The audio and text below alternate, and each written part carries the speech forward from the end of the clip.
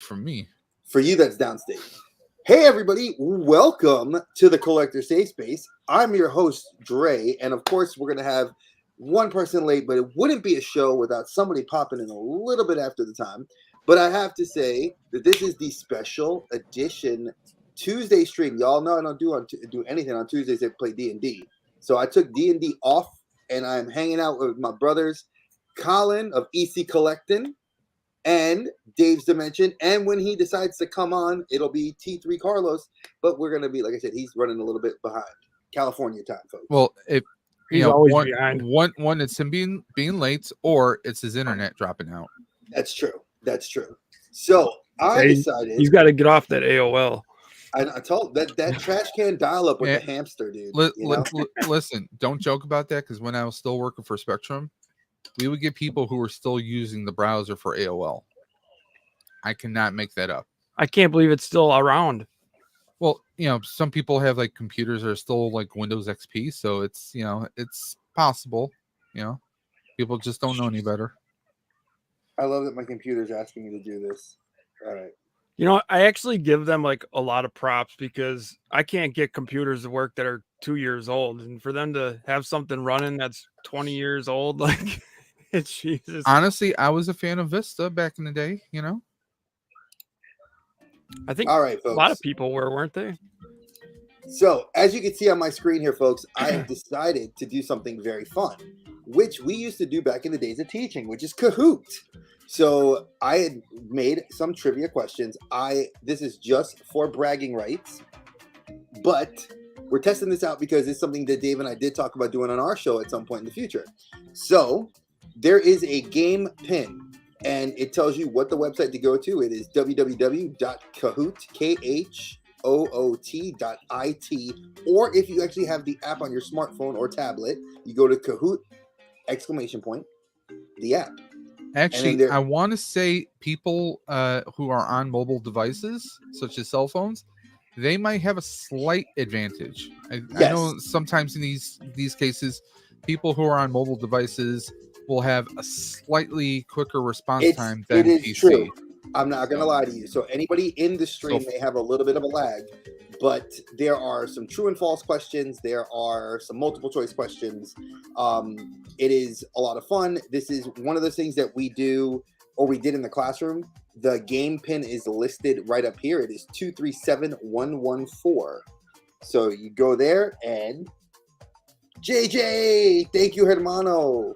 It actually has been the most quiet and chill birthday I've ever had. I probably took advantage of most of the free stuff I could get. I got a free burrito from Moe's, and then my wife's gonna have that. Oh, you got Moe's down there? Okay. Yeah, we got Moe's. We got them up here too. So I gave the wife the Moe's burrito because she didn't like what we had for lunch, and we got, like I said, I got a ton of Amazon boxes I opened up already, but I'll show the haul to you guys of what came in so far. And I'm trying to think. We relaxed most of the whole day. Oh, look! And look who's late. Grumpy Butt's here. So, like I said, we're gonna wait for everybody in. Please, folks, be polite. This is I don't want to say it's not family friendly, the stream, but it is. I would like to not have this video taken down. So when you're putting up your name like Colin did, you can follow your screen name, or you can put your name, your actual name if you'd like. But do this, like I said, it's just for fun. I want to test this out and see how many people enjoy doing this. And again, Dave and I did talk about doing this on our one of our streams for the Out of Dimension podcast. So this would be something I would like to try. So we're kind of testing it out on my birthday. So Carlos, thank you, my brother, from the West Coast, coming in a little bit late, but I still love you. You definitely on Latino time, because I said 8 o'clock in Latino time. That is 8. I was waiting for 8:15 because that's me. That's what people tell me. I said I run on Puerto Rican time. You tell me 8 o'clock, that could be 8:15, 8:30. No, my mom was here, so I had to wait till she left. That's all right, brother.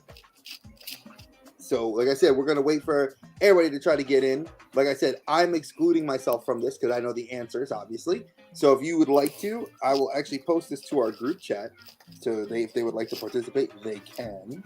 Because some people may not be able to get on or maybe working. So There we go.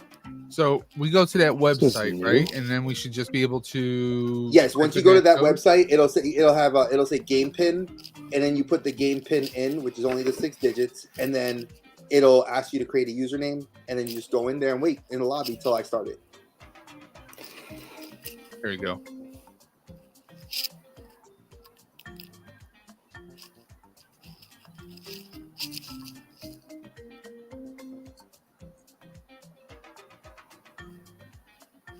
It has been probably the most chillest birthday I've ever had. I have to admit, turning 45 was...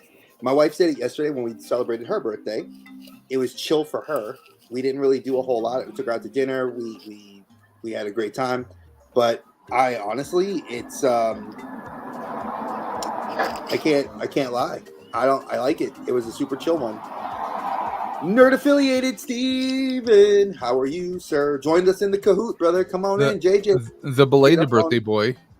I know he was yesterday with my wife, and then his wife was on the 16th, and then Phil was on the Friday, the 14th. I mean, we had a great bunch of us. I'm loving it.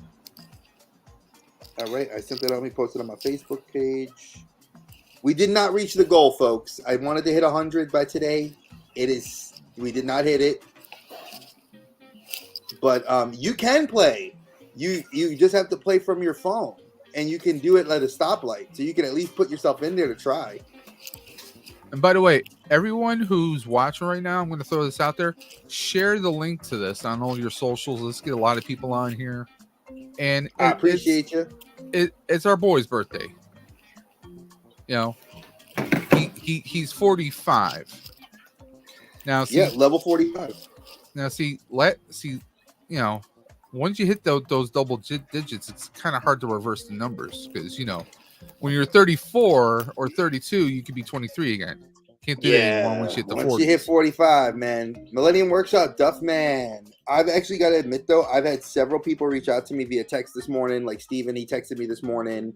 Dave, you were the very first one I got. I heard there's some idiot that like texts you at like, what, 12 or 1 in the morning? Yeah, like it was like 1 or 2 in the morning, and I got up to go use the bathroom, the old man that I am. And I ended up totally seeing that message. I appreciate it. Did anyone buy you some box of Depends or anything? Like any gag birthday gifts? No gag birthday gifts. No, I would use a walker. I would take it. I have arthritis. That shit would be a Seattle Seahawks hat or something. Nah, if somebody gave me that, I would probably throw it in the trash. We love you, Carlos. But no sound, I mean, Carlos. You're muted. He muted himself because of his cars going by. You're muted in StreamYard. I didn't mute him on purpose. I can't. Yeah, you did mute me. No. You son of a... it was a lot better when you were muted, but wow! Shots fired. Shots.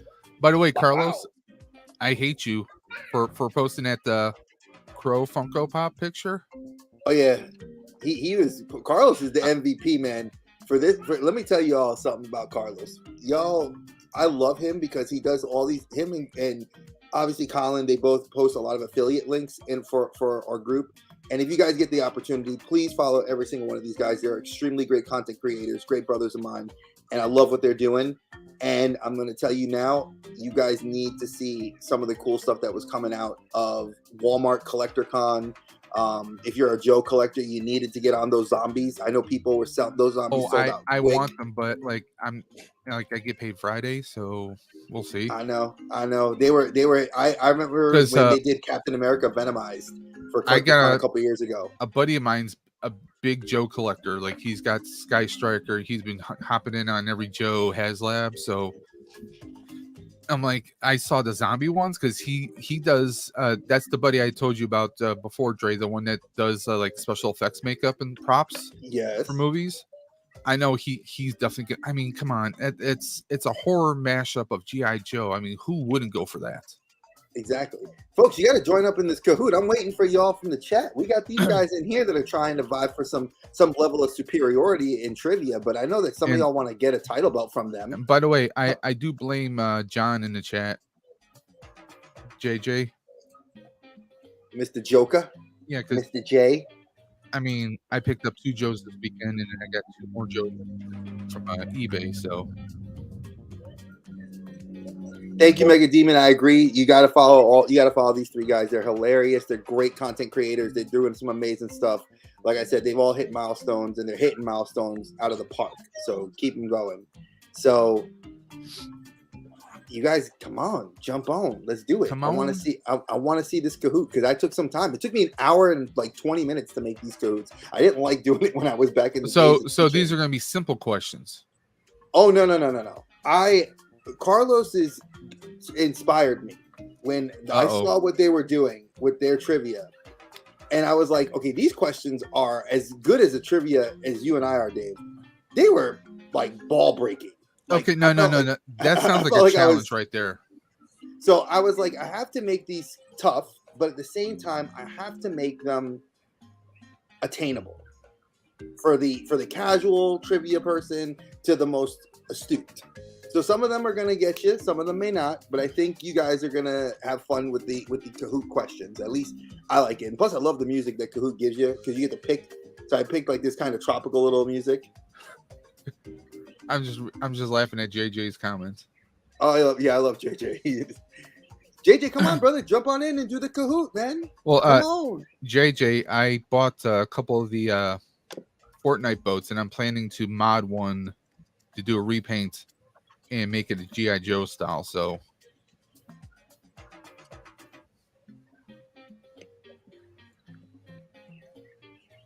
oh, he says he's gonna force you to buy the Super 7 Ultimate. Those do not look good. I'd rather get the Mesco if I was gonna get anything. Hey, Cobweb Collector. I can thankfully say I've never bought a Super 7. I've been tempted with the Power Ranger ones, but I haven't. Don't save yourself the money. Every single person I know gets away from them. Oh, look at this! It's the hardest working man in streams. Is that Hollywood? Boy Rolando. It's Rolando. Hey guys, come on!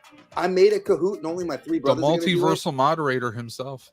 I swear, I told you he has a wall of monitors in like a bat cave that he. No, what you don't realize is he's part human, part cyborg.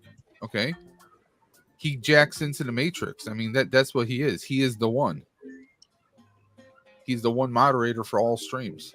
Hey, listen, for over 45, I'm at 45 millennium. I'm just right at the cusp, baby. I'm right at the cusp.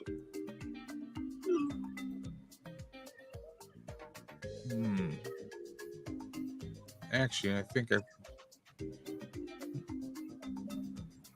I will actually make that comment, though. I will talk about this because I was going to talk about this while I'm waiting for people to get on. I'm going to give you all about 2 more minutes, and then we're going to just jump in with the 3 who are here.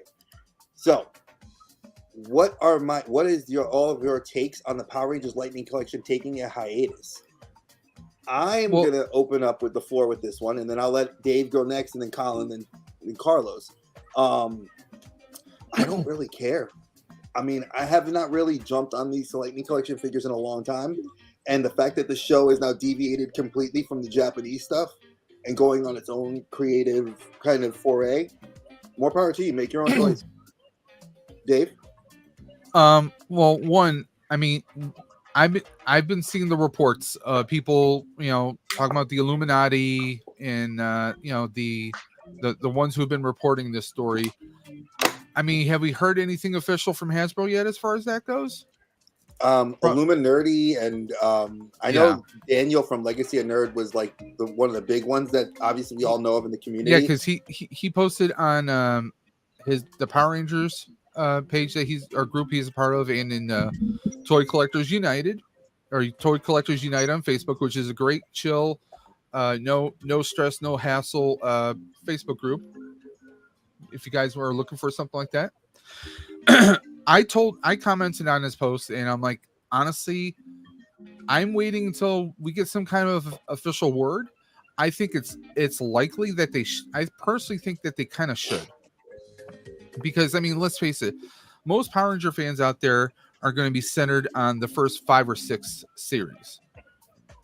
Basically, Mighty Morphin, Zeo, Turbo, Space, and maybe Galaxy, maybe Time Force. And there's a few others. There's a few that they've been doing figures of, like SPD. They haven't done the Lightspeed. That there's some stuff that they haven't done yet, but I mean, for the most part, they've hit the popular ones. I'm excited to see Hasbro actually develop and do original Power Ranger content that's not based on Super Sentai. But honestly, if I was Hasbro, I would be knocking on the door of Bad in the Sun. Aaron Schnook, and he was the partner of Jason David Frank. So I mean, they make some amazing content. They're the ones who developed the updated Ranger outfits. They did. So I mean, they have a lot of creativity. I mean, they started as a small YouTube channel, and they've made some pretty with Super Powered Beatdown. They blew everyone away with a lot of the content. I think they're a resource that should definitely be tapped. Obviously, they worked very closely with Jason David Frank. I mean, look to the fans for originality. I mean, Hasbro in itself, some of their live streams have been a snore fest, but then you came up with G.I. Joe, and their people have been on fire. They get people pumped up and excited. We don't always get that with a lot of the streams. I mean, the Star Wars ones have been kind of failing lately, and I'm sure we can all agree, especially with their so-called SDCC exclusive. Don't get me started on that one. I'm sure Colin doesn't want to get started on that one either. No, I'm waiting to hear his appeal, because I know you do not collect at all Power Rangers Lightning Collection, so I don't think Power Rangers should be completely on hiatus. I think they should still roll out some occasional figures, but they need to do something sensational. They need to do something to reinvigorate the fan base. Sometimes when you go on hiatus, that fan base could forget them. There's a lot of people. There's a lot of people making 3D plans of figures out there. Timber 3D on Facebook.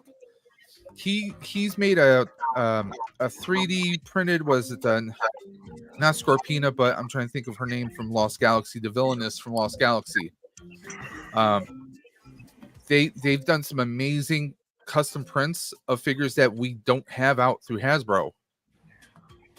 With Hasbro, if they're going to take a break from Power Rangers, that's going to open the door for all these unlicensed people. Now they could possibly get some legal issues thrown at them, but in the short term, those people are going to make money because they're making content that the fans would want when Hasbro isn't.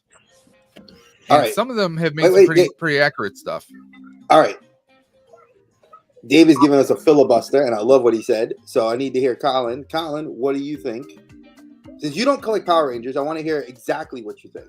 I know you don't. You with exclusivity, or just give us the shoot straight. Let us know. What do you think?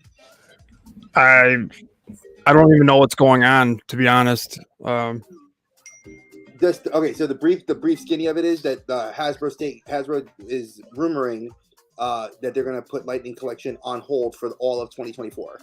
So there will be no more figure releases or anything going into the rest of the fiscal year. And then I'm assuming that at some point, probably next year, they'll probably have prototypes and stuff ready for 2025. So that's what that is. What's the reason for it? There's as far as we know, none. Hasbro hasn't. Daniel posted it, and I know that a lot of people have posted it on several Ranger communities that I'm in, but nobody has an idea. People are speculating, but what would you think if you're a company like Hasbro? Why would you think that they might speculate to do that? I mean, the only reason I would think they were doing that is because maybe sales aren't as good or something. I don't know. I mean, honestly, it sucks if you're a collector of that, but I mean, if they're gonna if it's gonna come back eventually. I mean, it is what it is. I mean, these when I first started collecting back 20 years ago, or really heavily collecting 20 years ago, man, we'd get a wave of figures, and we wouldn't see another wave of figures for a year. I mean, I don't know. I don't know. It sucks if that's all you collect, but it does, and I think that's a really solid point that you said. But that's true. You addressed it. I was just merely using that term. Yeah. You know, I know that you're still looking at resources. I mean, like I said, if it's coming back, they already have a plan that it's coming back. But I mean, maybe it's for the good. Maybe they're gonna revamp stuff. I don't know. It could end up being very good. I don't know. Might depend on what form it comes back as too. Right. I don't. You know, they might be rebooting everything. Like, you know. True. Might get better figures out of it. Who knows? We might. Yeah, exactly that. Because some of the bodies on these were terrible. The last couple of figures. And I mean, they have been. I mean, they have been releasing nonstop. You know. I mean, I see Power Rangers every time I walk into the store. Yeah. And then all those collabs that they've been doing, like they did the Turtles. They've done the Cobra Kai. Cobra Kai, and then they Street did Fighter. Halloween, and then they did Street Fighter, and then they did special editions of the monsters, and then they're doing re-releases of the older ones. That's what I'm saying. I mean, maybe it's they just want to break from it. I mean, I can see it.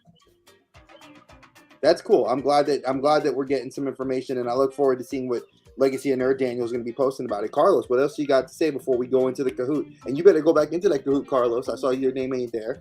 Get back up in there. Yeah, we lost a person. There we go. There you go. I do honestly, can I tell you, I love his skull that he has for his image. I love all of you guys having that. So that looks dope. Folks, if you guys don't get the chance to join in now, you cannot join once it is started. That's what stinks. So I'm going to start with these guys.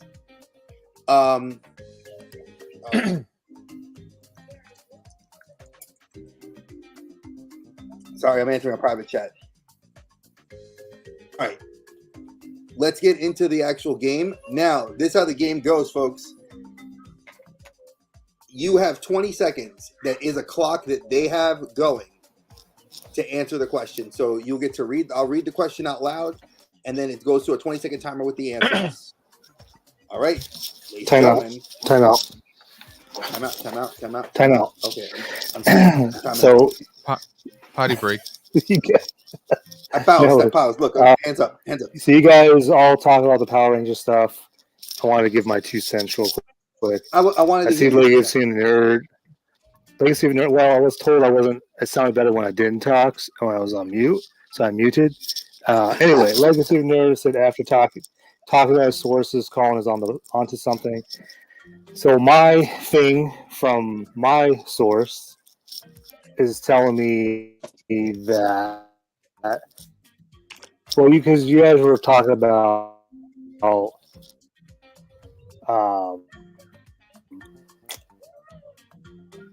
like, what is it? Licensing out. So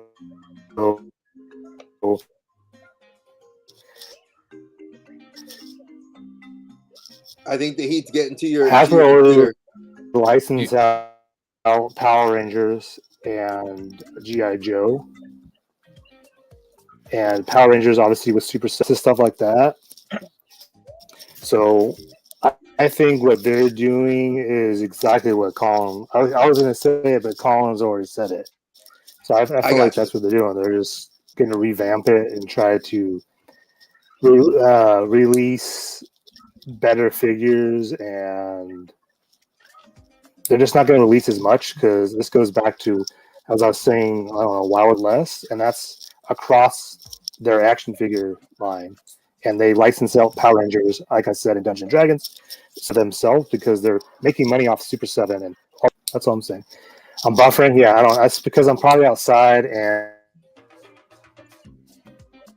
yeah, we were figuring the heat. So we'll start the Kahoot, and we'll get into some news and some other stuff. So let's get into it, gentlemen. Let's get ready to rumble.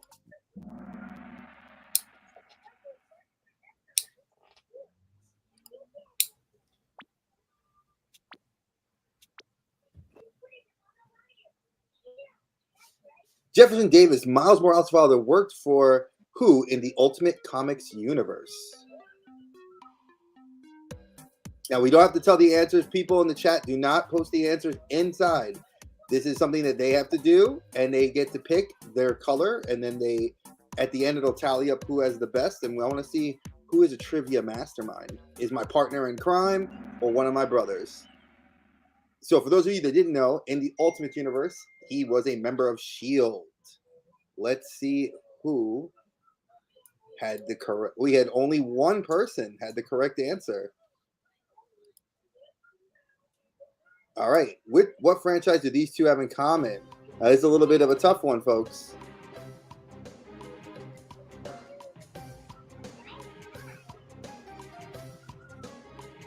Hmm.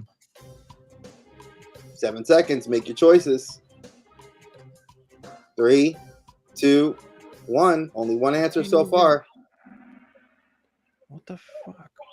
Yeah, you gotta. This thing gets you quick. What's going on here? Because did you put your answer in? Yeah. All right, it registered one answer, and I don't know who had the one answer put in. So I'm assuming it's Carlos. We'll see who got the point. And it's not even telling me. It says EC put it in. You know, he doesn't have anything on the board.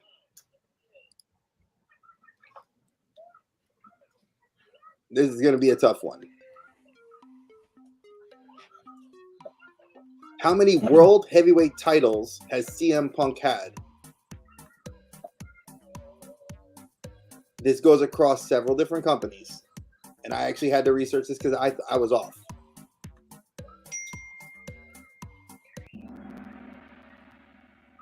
He had 8.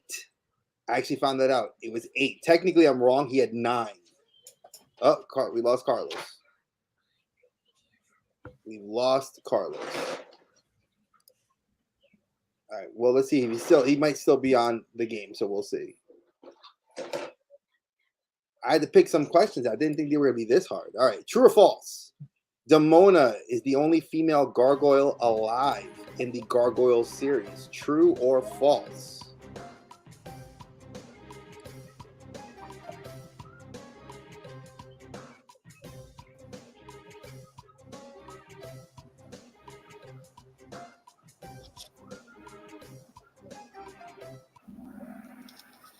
False. There is the daughter of Goliath. That she has. Yep, of Goliath and her. I actually had to research that too. I didn't even remember that one. For the longest time, I thought Demona was the only one.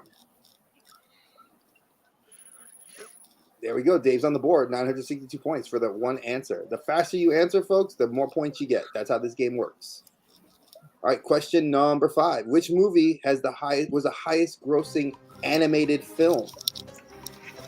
Was it Super Mario Brothers, Frozen, Frozen 2, or The Incredibles 2? I don't know. Frozen 2. It grossed more money than Frozen 1. Super Mario Brothers was number 2. Incredibles was number 4 on the list. Frozen was number 3. Thanks to Nerd Affiliated for giving me access to those websites that he uses. Oh, Colin's sneaking in there. All right. Again, true or false? Only 2 male actors have ever voiced Batman or Bruce Wayne. Only 2. True or false?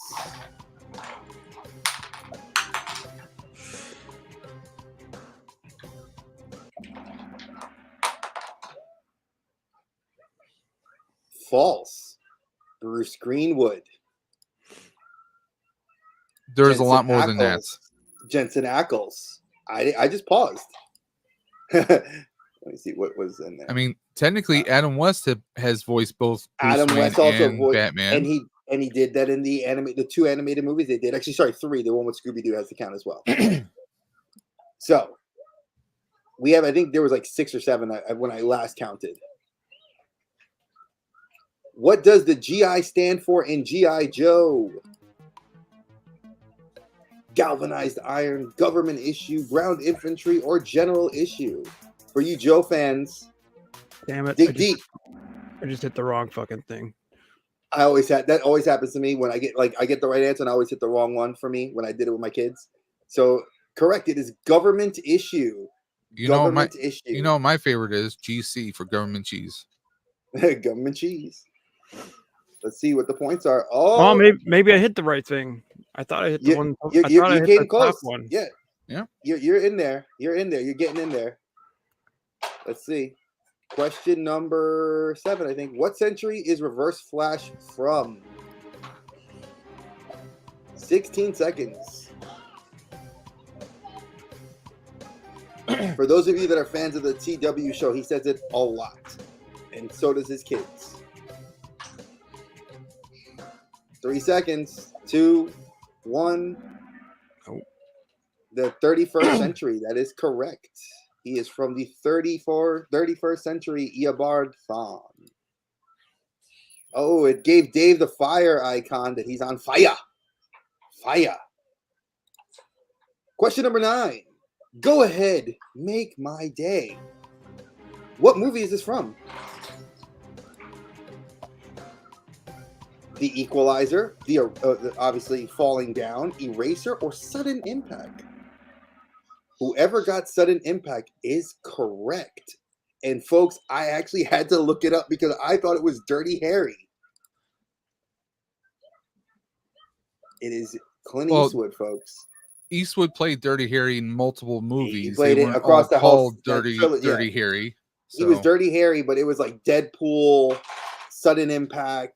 Those are all Dirty Harry movies, and actually, they're all Dirty you Harry mentioned movies. Deadpool, which actually has a very young Jim Carrey in there. Yes, he is. All right, question number 10. Eric Masterson and Roger Norville have been alter egos for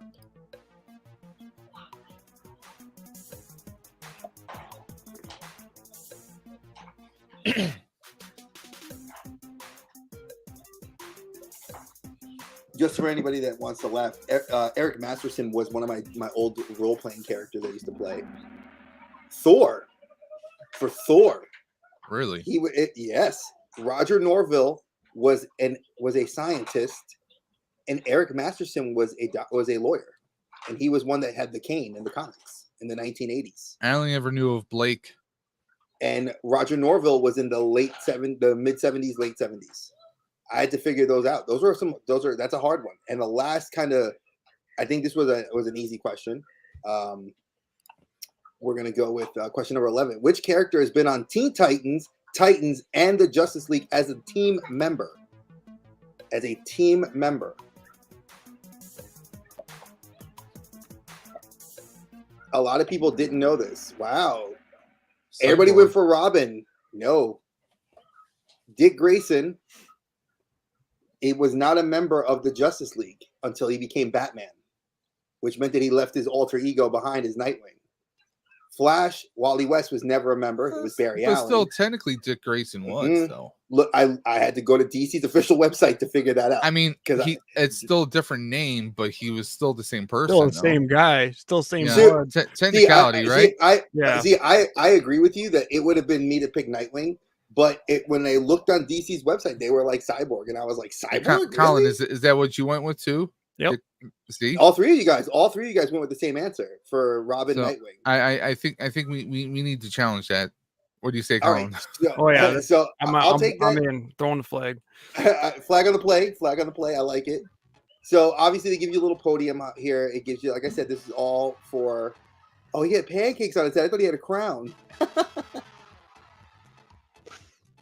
And oh wow, they give you a spotlight. They changed how they did this. I love it. So obviously, it's all about the fox. Dave came in first, Colin came in second, and T3 came in last. But he did have some technical issues, so I will say that was a little bit of an issue, but that's okay. And that, my friends, is Kahoot. And I thought that you guys would have fun playing that. It has its bugs, it has its little quirks, but I think it's probably one of the best ways to use trivia, because you basically format the questions yourself. So you can find the images, you can put videos, and it's a little hard to edit. But if you are really a whiz, and I know that each one of you guys is like amazing at editing and figuring out how to do that sort of stuff, it's a lot of fun to use it. And I thought, I don't know how the questions are. I'm going to ask kind of to the group, what did you guys think of some of those questions? Especially, we're going to leave out the last one because I got a flag on the play already. Colin, what do you think of those questions for someone that I think has a pretty good wealth of knowledge? Oh yeah, those were good. Yeah. I think they were hard, like challenging. I wanted them to be challenging. Yeah, but they weren't like Carlos's where you're like, what 10 actors were in these 15 different movies? What was the serial number on R2D2? Yeah, I know. Like if you flip R2D2 over, what was the serial number on the inside that was scraped off by a Jawa? Yeah. But I mean, I like that there's a level of difficulty that you have to go with, and I think that that's what you have to do. Like I like that. When I saw Carlos's questions, it gave me the idea of like, I don't want the Bane backbreaking questions, but I needed something that's going to be like CM Punk's title reign. Like a lot of people love CM Punk. He's probably one of the big pop culture wrestlers. Like I have watch wrestling on a regular to even be able to know that. So I went with 7, which was close. Yeah, 7 was. I mean, that's a damn good close one. If most people would have probably picked 10, it's a round number. A lot of the times when I came up with these, or I was sitting there, I was like, I knew that you wouldn't know the wrestling ones as much, and I was like, well, Colin just got back into watching wrestling. He's in the similar boat. The only one that would really I knew that wouldn't have a challenge would be Carlos, because Carlos would have been like, oh, Colin's got kind of the CM Punk look going on here too. I like it. We need to get him the white shirt and the taped up hands. Right, look at this. We get you. Is this the Colin figure, folks? Yep. The exclusive EC collecting figure right here. Make a custom out of that one, right? There you go. I'm saying, dude, you pop that head sculpt off, bro. It is you. Like it looks like you. I'm saying, seriously, folks, look right here. Also, I didn't come up with those questions. Those were Todd that came up with those questions. No, we're not blaming throwing you. Beastie under the bus like that. He's throwing Todd under the bus. He's like, it's not throwing him under the bus when it's facts.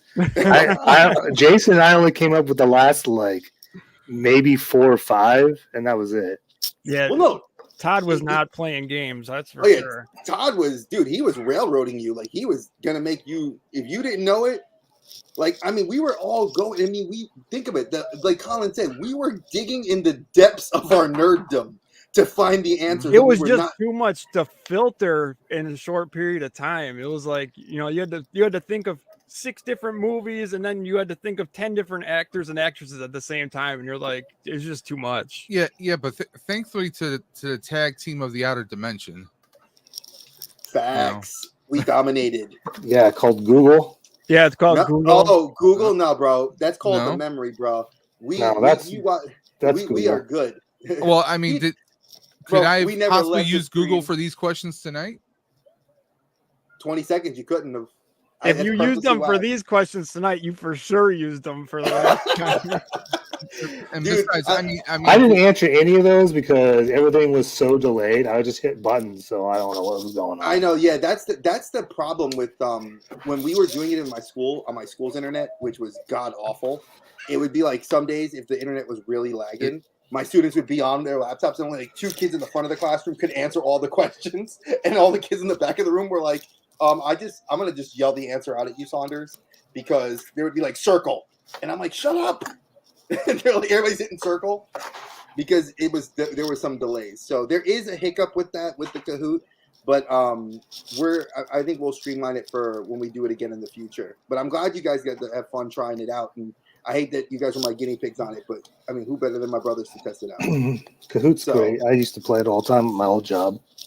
Yeah, isn't it great, dude? It's such a fun tool, I think, as a content creator for all of us to use it on streams. I know a lot of people in the Funko Pop community use it to talk about, like, to do stuff with their stuff, and you can go into presentations with it. You can do a lot of fun stuff with it. I know there's a few variations, but of online game rooms. One thing I want to do in the future is I want to do a Cards Against Humanity collector's edition. I would love to do that. Which definitely would not be family friendly. Oh yeah, we'd have to do that. I love Cards Against. That's like the only game I have in my house now is Cards Against Humanity. Me and my wife, anytime we see a different version of Cards Against Humanity, we will pick it up. Like, I mean, did you see the new one with the clam? Yes. Oh man, the tub. I love Crabs Adjust Humidity. I love that one. There's get some fun ones. I think. Did we get the Marvel one or the Star? There's like a bootleg like Star Wars one or something like that. Like I got it from Amazon. But I love it. He's like, I went to the tape, Colin. We have a ruling from Hollywood. He said Cyborg is the answer. And I could see him doing that in a total Alex Trebek. And by the way, Jefferson Davis, wasn't that the name of Black Lightning in DC? That is, yes. And so it's very interesting that Marvel went with that name. I think that, and there's reasons. Unless it was one of the writers who was a part of that. No, there was no, as far as my research went, there was no common writers between Black Lightning. Because when you said Jefferson Davis, I'm like, wait a minute. This is supposed to be Marvel. What was the DC name doing there? You know? Yeah, it went very interestingly because the Ultimate Universe, there's currently in the comics right now, for anybody that's a comic book fan, there's called Ultimate Invasion, where the Reed Richards from the Ultimate Universe survived. And he was not the only survivor because obviously everybody knows the only other person to survive the Ultimate Universe collapse was Miles. But Miles's memories were erased. But he knows that he doesn't physically belong in the current Marvel continuity. So the Ultimate Invasion comic book line right now is him, the Reed Richards, basically escaping a prison that was held by the Illuminati and is now like looking to find a way back to rebuild that reality. And he went to Miles and doesn't fight Miles. He just tells him, he's like, hey, I'm giving you an opportunity to come with me because he's like, you're the only other one that doesn't belong here, and you know it. And I think that was cool for them to do that. So I'm looking. I think Ultimate Issue 2 comes out tomorrow. I mean, I haven't read comics in a long while, so. But see, in a when way, you say that means Christmas. Don't worry about Christmas. I'm going to tell you something. It's very interesting that you say that. You know, Reed Richards is teaming up with Miles because Fantastic Four used to team up with Peter Parker all the time. I'm just saying. Oh no, this Reed Richards is completely evil, megalomaniac, crazy, like lost his mind because he was the one that actually.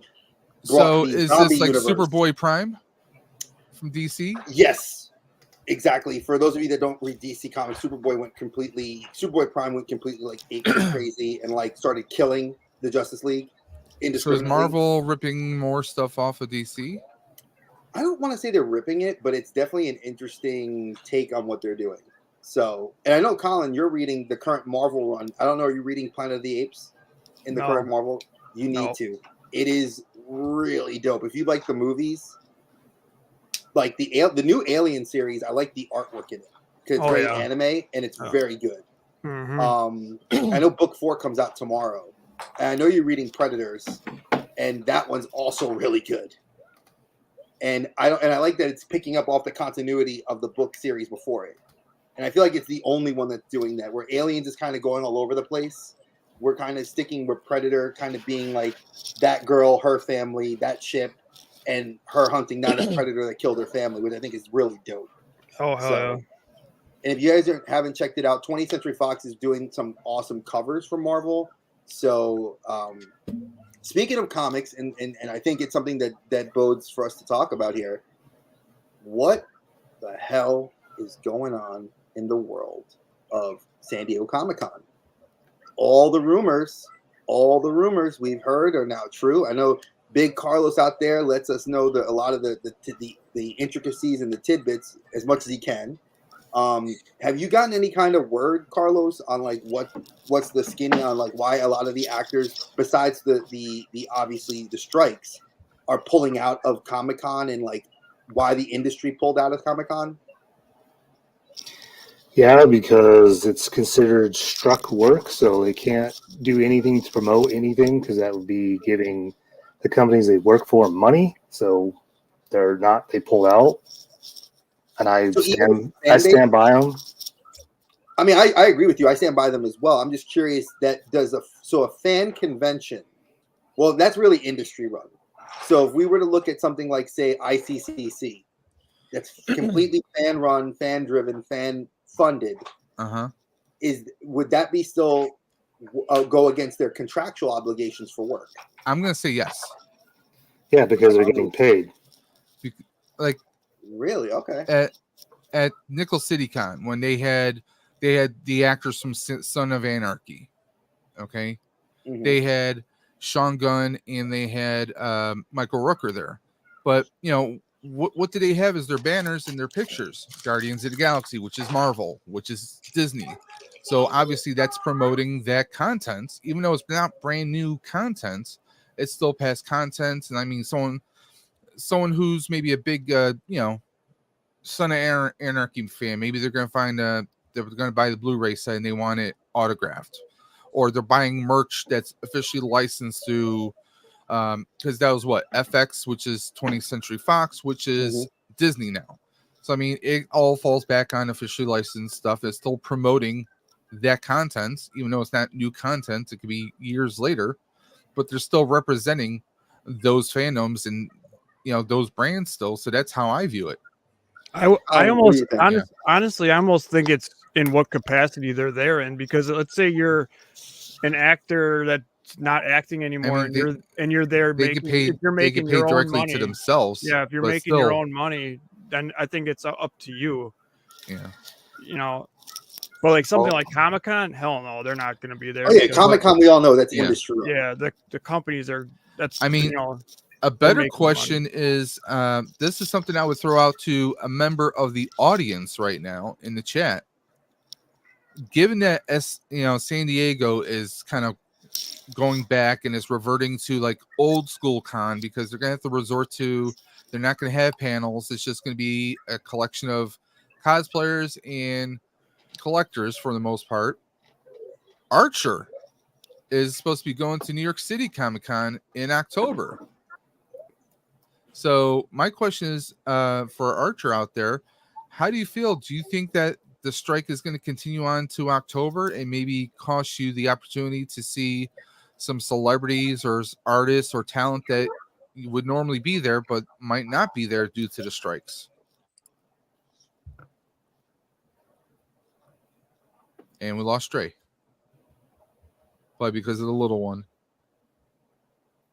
But I mean, what do you guys think about that? Do you think, like, I think New York City Comic-Con tends to be, I think it's more of the pivotal one. I mean, I know it's the big one for the East Coast, whereas San Diego is the big one for the West Coast. But I've been hearing a lot of negative views on San Diego Comic-Con the past couple of years. I don't know how true that is, but people I've spoken to said, like, it's just a big mess. If I were to pick between the two, I would choose New York. Definitely. And from what I can tell from GalaxyCon, just to give you guys a heads up, as far as what I can tell. Oh, are you going? Yeah, we're still going. We're going on Friday next week. They haven't sent me any cancellation notices for the photo ops. And I was waiting for that. Like, I was kind of scared because I checked their website. Okay. I have email updates, and I haven't seen anything yet. But I mean, again, if they cancel, we'll get our money back. That's what they've already stated. Anybody that cancels going, they'll give us back. So I'll help you out with that right now. So any contract work that they've already signed an agreement with, they still can do that. They just can't do anything starting as of July 1st, no new anything. So when they struck, they can't do any work, no new hire work, like anything they've done in the past. Which, if they're doing signings, they're doing that as their free will. They're not doing it for a entity or a corporation. They're doing it for themselves. So they can do cons all day long. It's up to them if they want to do it or not. So if they're already in a contract, they're going to fulfill that contract up until whatever contract ends. So say like they have something coming up in like New York, if they already signed that contract, they're going to be there because they signed a contract to do it. This is kind of loosely related. I've spoken to a lot of people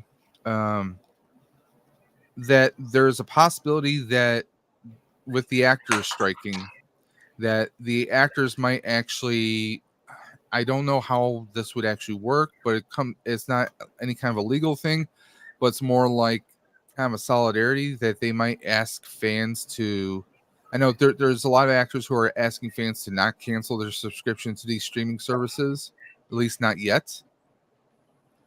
But also, people who cosplay, like organizations that do cosplay, even though it's for charity work, there's speculation that some some writers or some actors may actually start saying, hey, to those groups and ask them to not cosplay or not participate in cosplay because they're representing the fandom that these are actors and writers for. I don't know how that would actually work, but I could see where some people would feel guilty. I know someone who works in in the film industry, not at the high level, but the very low level, like your like your horror movie of the week that would be on Sci-Fi Channel or something like that, But this person has even said that, they're not there yet, but they're at the point where maybe they would consider not participating in cosplay until the strike is over. Because technically speaking, people who show up in cosplay, even though they're not paid for it, are still technically acting. They're putting on a show. They are doing a performance, so to speak. I mean, Carlos just hit you with the Wappa Pow right there. Like, if you're not you're yeah. Go ahead. So it says, can I do cosplay? If you're not if you're not in SAG-AFTRA, go right ahead. Subject to the exception for future union influencers above. If you are in SAG-AFTRA, look in a mirror and ask yourself, am I promoting struck work? Then no. So it's a very tricky situation when it comes to cosplay. They can do it if they're attending San Diego Comic-Con. They can't dress up as anything. So say like they're promoting the Marvels, what's her name? Monica Rambeau, the chick that plays her. Or either her, they can't dress up as anyone from the Marvels, and they would have to dress up as like something completely different that has nothing to do with what they're promoting.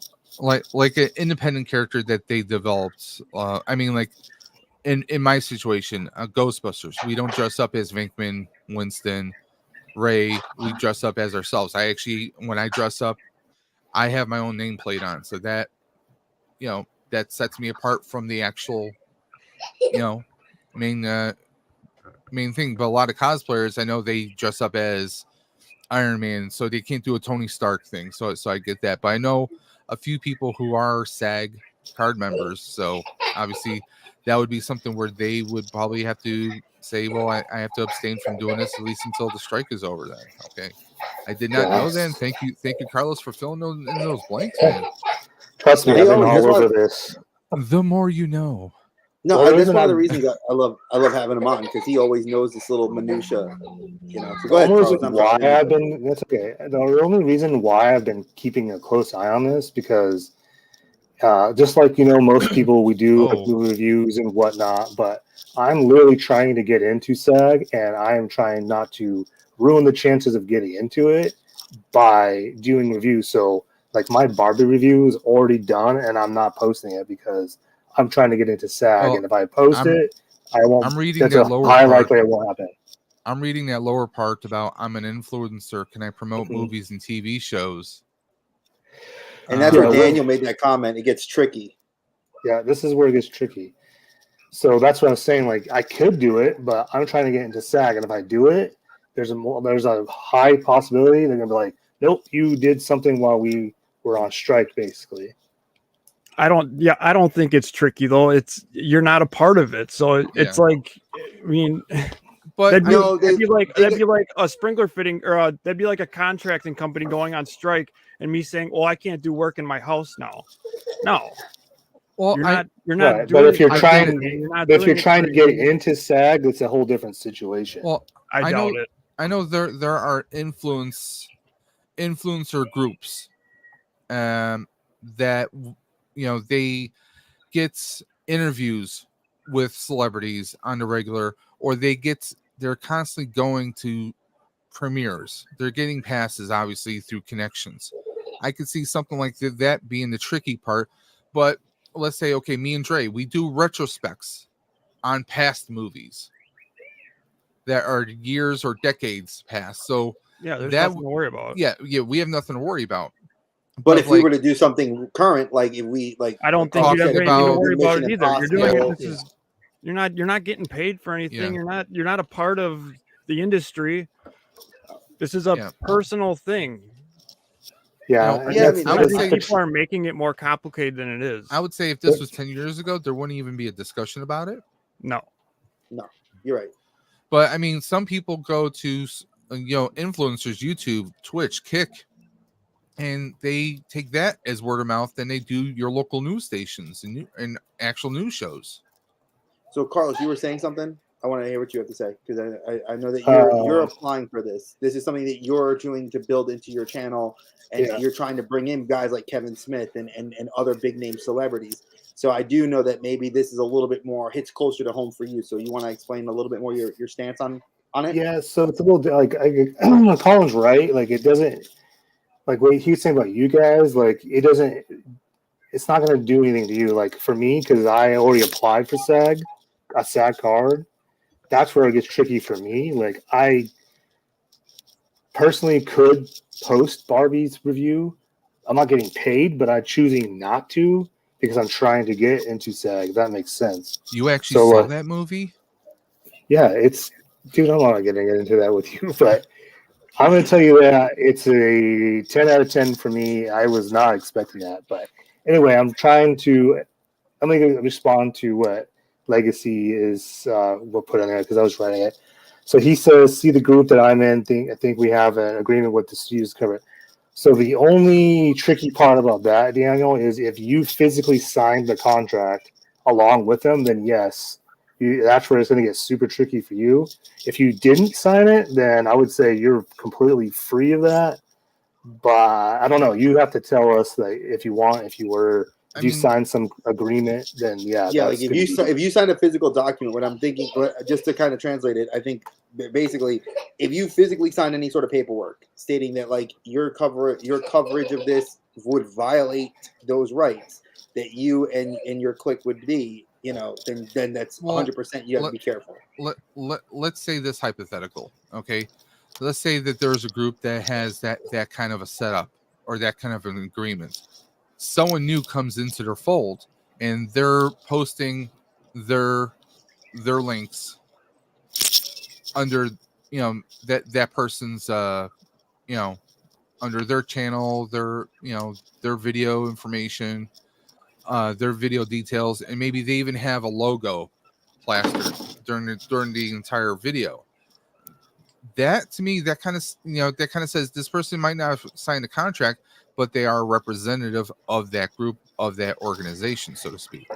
But it also depends because if they signed the contract before this happened, then they still agreed to do that. They have to do it regardless. Yeah. It's anything after the 1st of July. Anything after is a no-no. Like you can't do it. Because I mean, like for example, when I worked for Spectrum, if there was any kind of political stuff or any kind of stuff in the press, and I answered a reporter's questions as an employee of that company, I would be in trouble. Mm-hmm. So I mean, it's just like the charity group that I'm part of. Yeah, but you were working for that company, though. Yeah, you're not working for anybody right now. No, you're not tied to any. You're not tied to industry at all. But where I'm going at is I can put a picture of anybody on my thing. It's my personal thing. I mean, I'm not. I think it's more of like a Kevin Hart sort of thing. That's what I'm kind of getting. It's sort of like, maybe right now, like obviously it wouldn't maybe matter. But say if like Kevin Hart goes to do the Oscars and somebody decides to go and foot through, that's where I think it makes a difference for anybody and I don't want to insult anybody in this group being a small content creator because we're not, but we are. And whatever that line is that you got to be careful. Just know that you're going to toe a line if you're towing it. I respect Carlos for what he's doing and what he's accomplished and what he's going to accomplish. Versus myself, Colin, and Dave, that we're kind of like whatever. We're not going down that path. But for you walking, what do you mean? Brother, I've had plenty of actors and shit on my my show. I'm doing the same thing. No. not insulting that. What I'm saying that you are. Do you care though if they were to give you a SAG card or not? That's kind of what I was saying.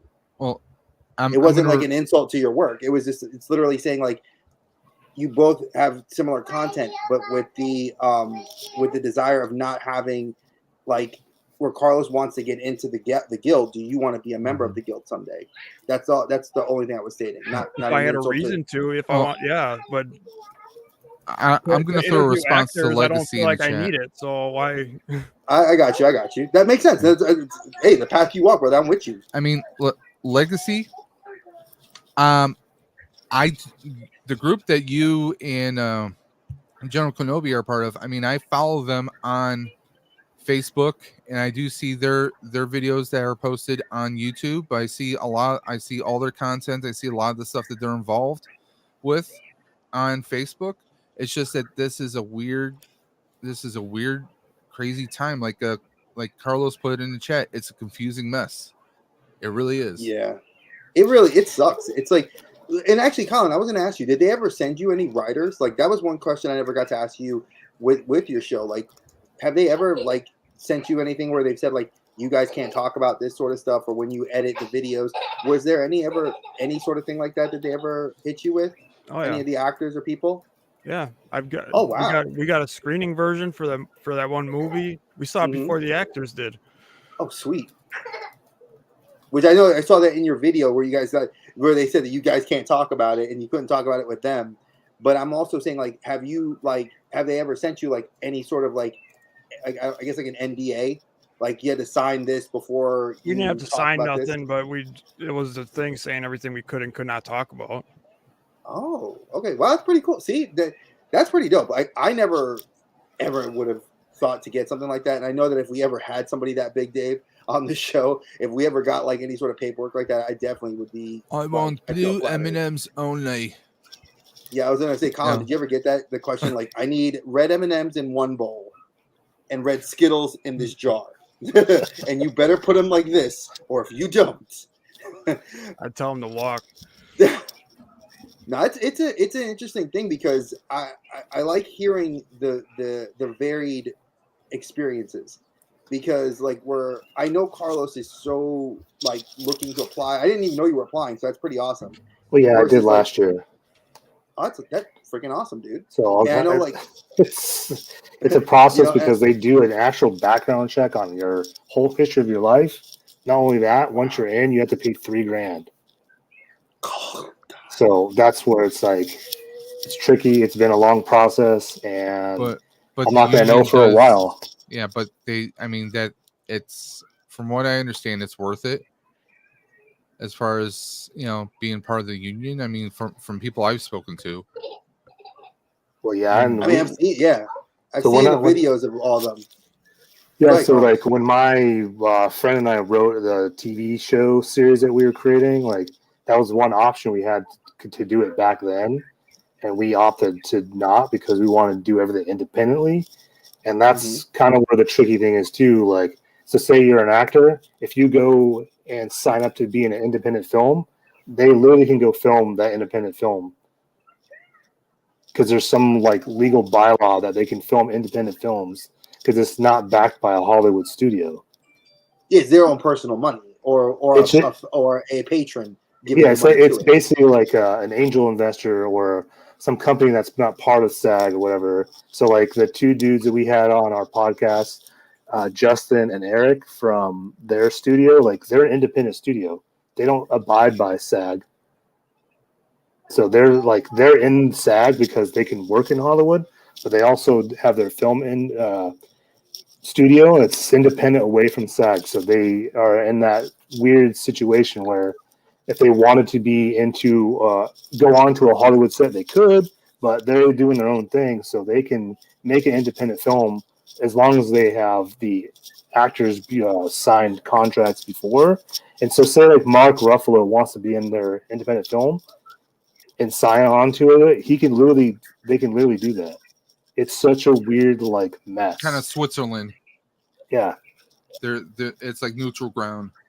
So, Colin, I got to ask you this question because I think it's interesting. And again, I meant no offense to you, brother. Like, I hope you did not. When I was asking the question before, it was literally just like that. It was not any slight or anything like that. With the industry guests you've had, and they're pretty popular. Like, they're tied to some of the major companies. Obviously, they do this gratis, free. But did they even look to like say like, hey, could we use this on our social media to help pump you guys' channel up? Like, was there any sort of like talks like that for like cross promotion? I can't hear you, Colin. You're muted. No, some of them just said that they would, whatever you cross promote, post it or whatever, like I don't know. None of them said they would use it on their. I mean, I thought I was grateful enough that they were coming on, so I'm not gonna overstep. Of course. And I have a question for you. Who would be your ideal? Like, if you had to get somebody like I've heard people say like your dream. Like, I know Phil said it to you. Did that thought ever change from your time on Phil's channel to now? Like, have you a better idea of who else you would like to come on? Like, did you would like to interview? Like, you like going to C2E2? I'm gonna throw it out there because me and Colin will be there next year. Would there be like the ideal guest that you walk up to like their table and be like, dude, I want to talk to you. Like, I would love for you to be on my show.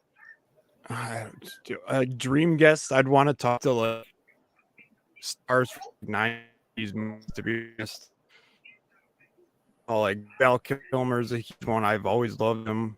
Stuff like that. I don't need it. Yeah, I'd love to talk to big name actors now, but like my dream would just be to talk to ones I grew up with.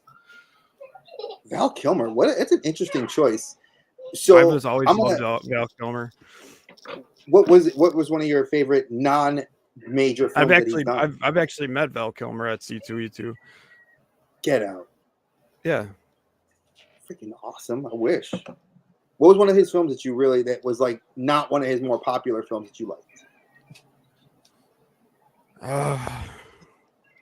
Batman Forever. I like that movie Felon. He did a movie called Felon where he's in prison. Yep. I don't know. I loved him in Heat. I loved him in Top Gun. I mean, there's so much shit he's done. Did you like him in The Saint?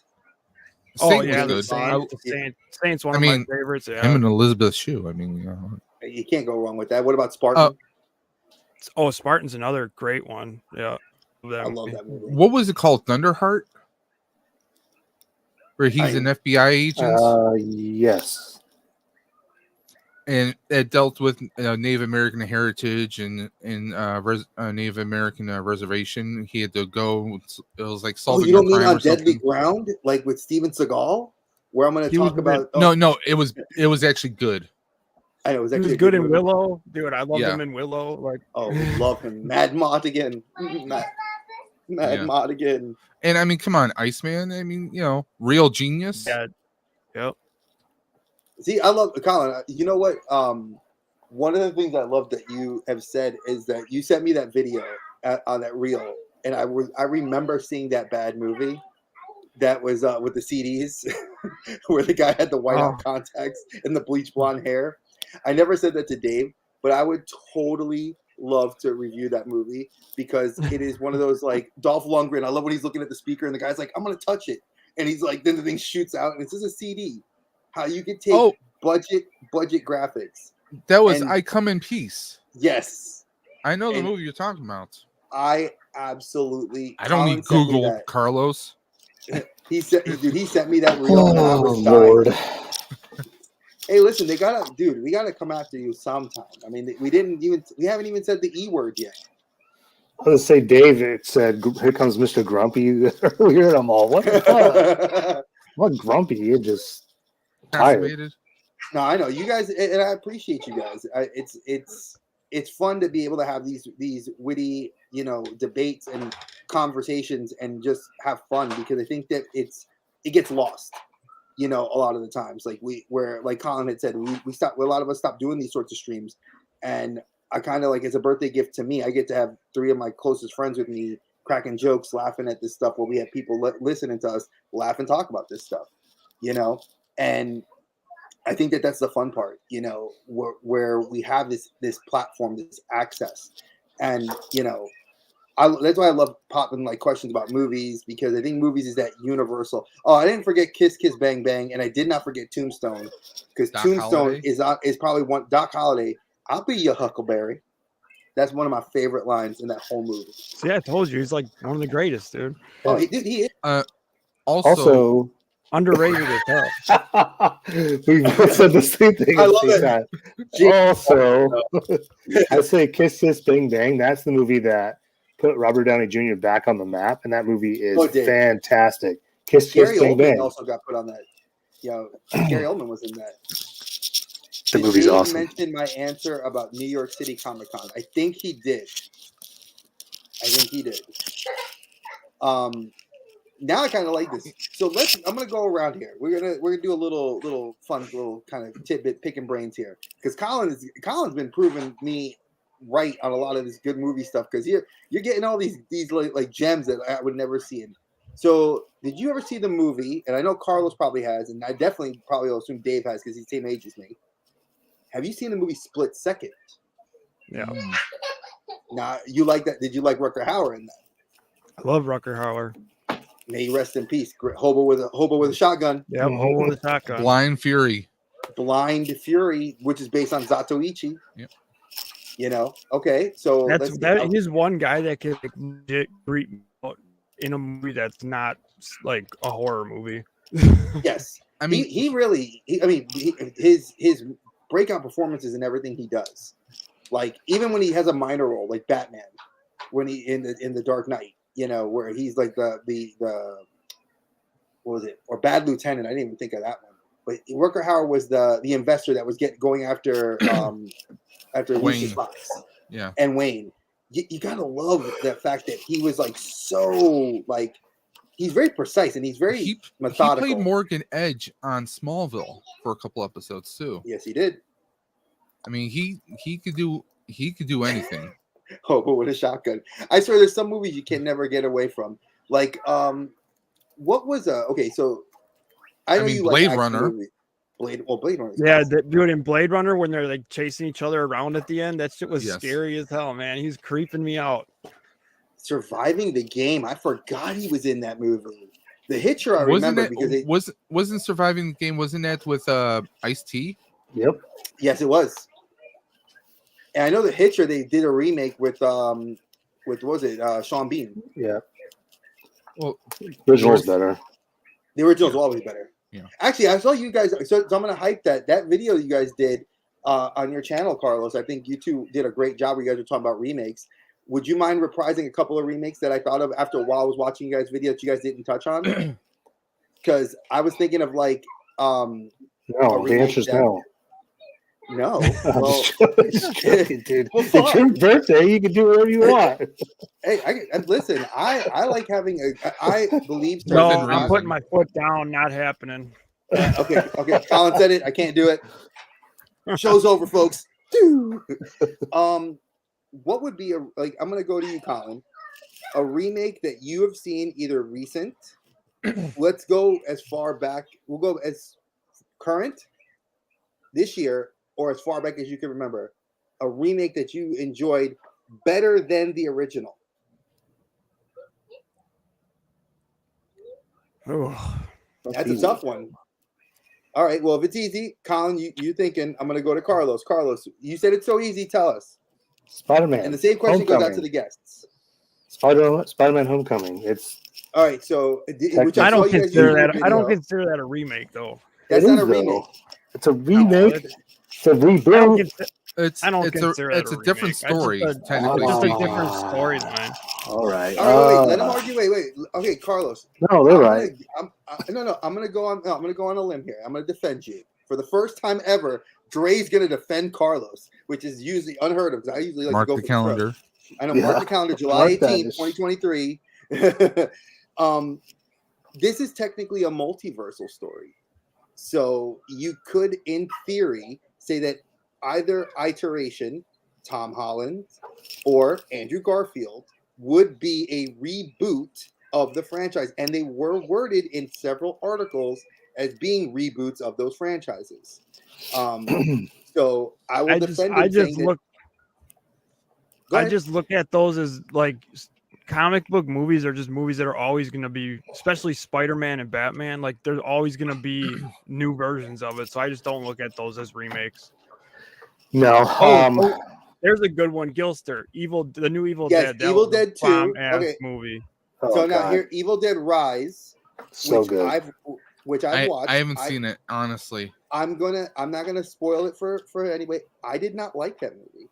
Oh, I think the special effects were fantastic. Can you kick Dre out of his own stream or like? I know you want to kick me out of my own stream. I mean, if you really wanted to, we could all just leave.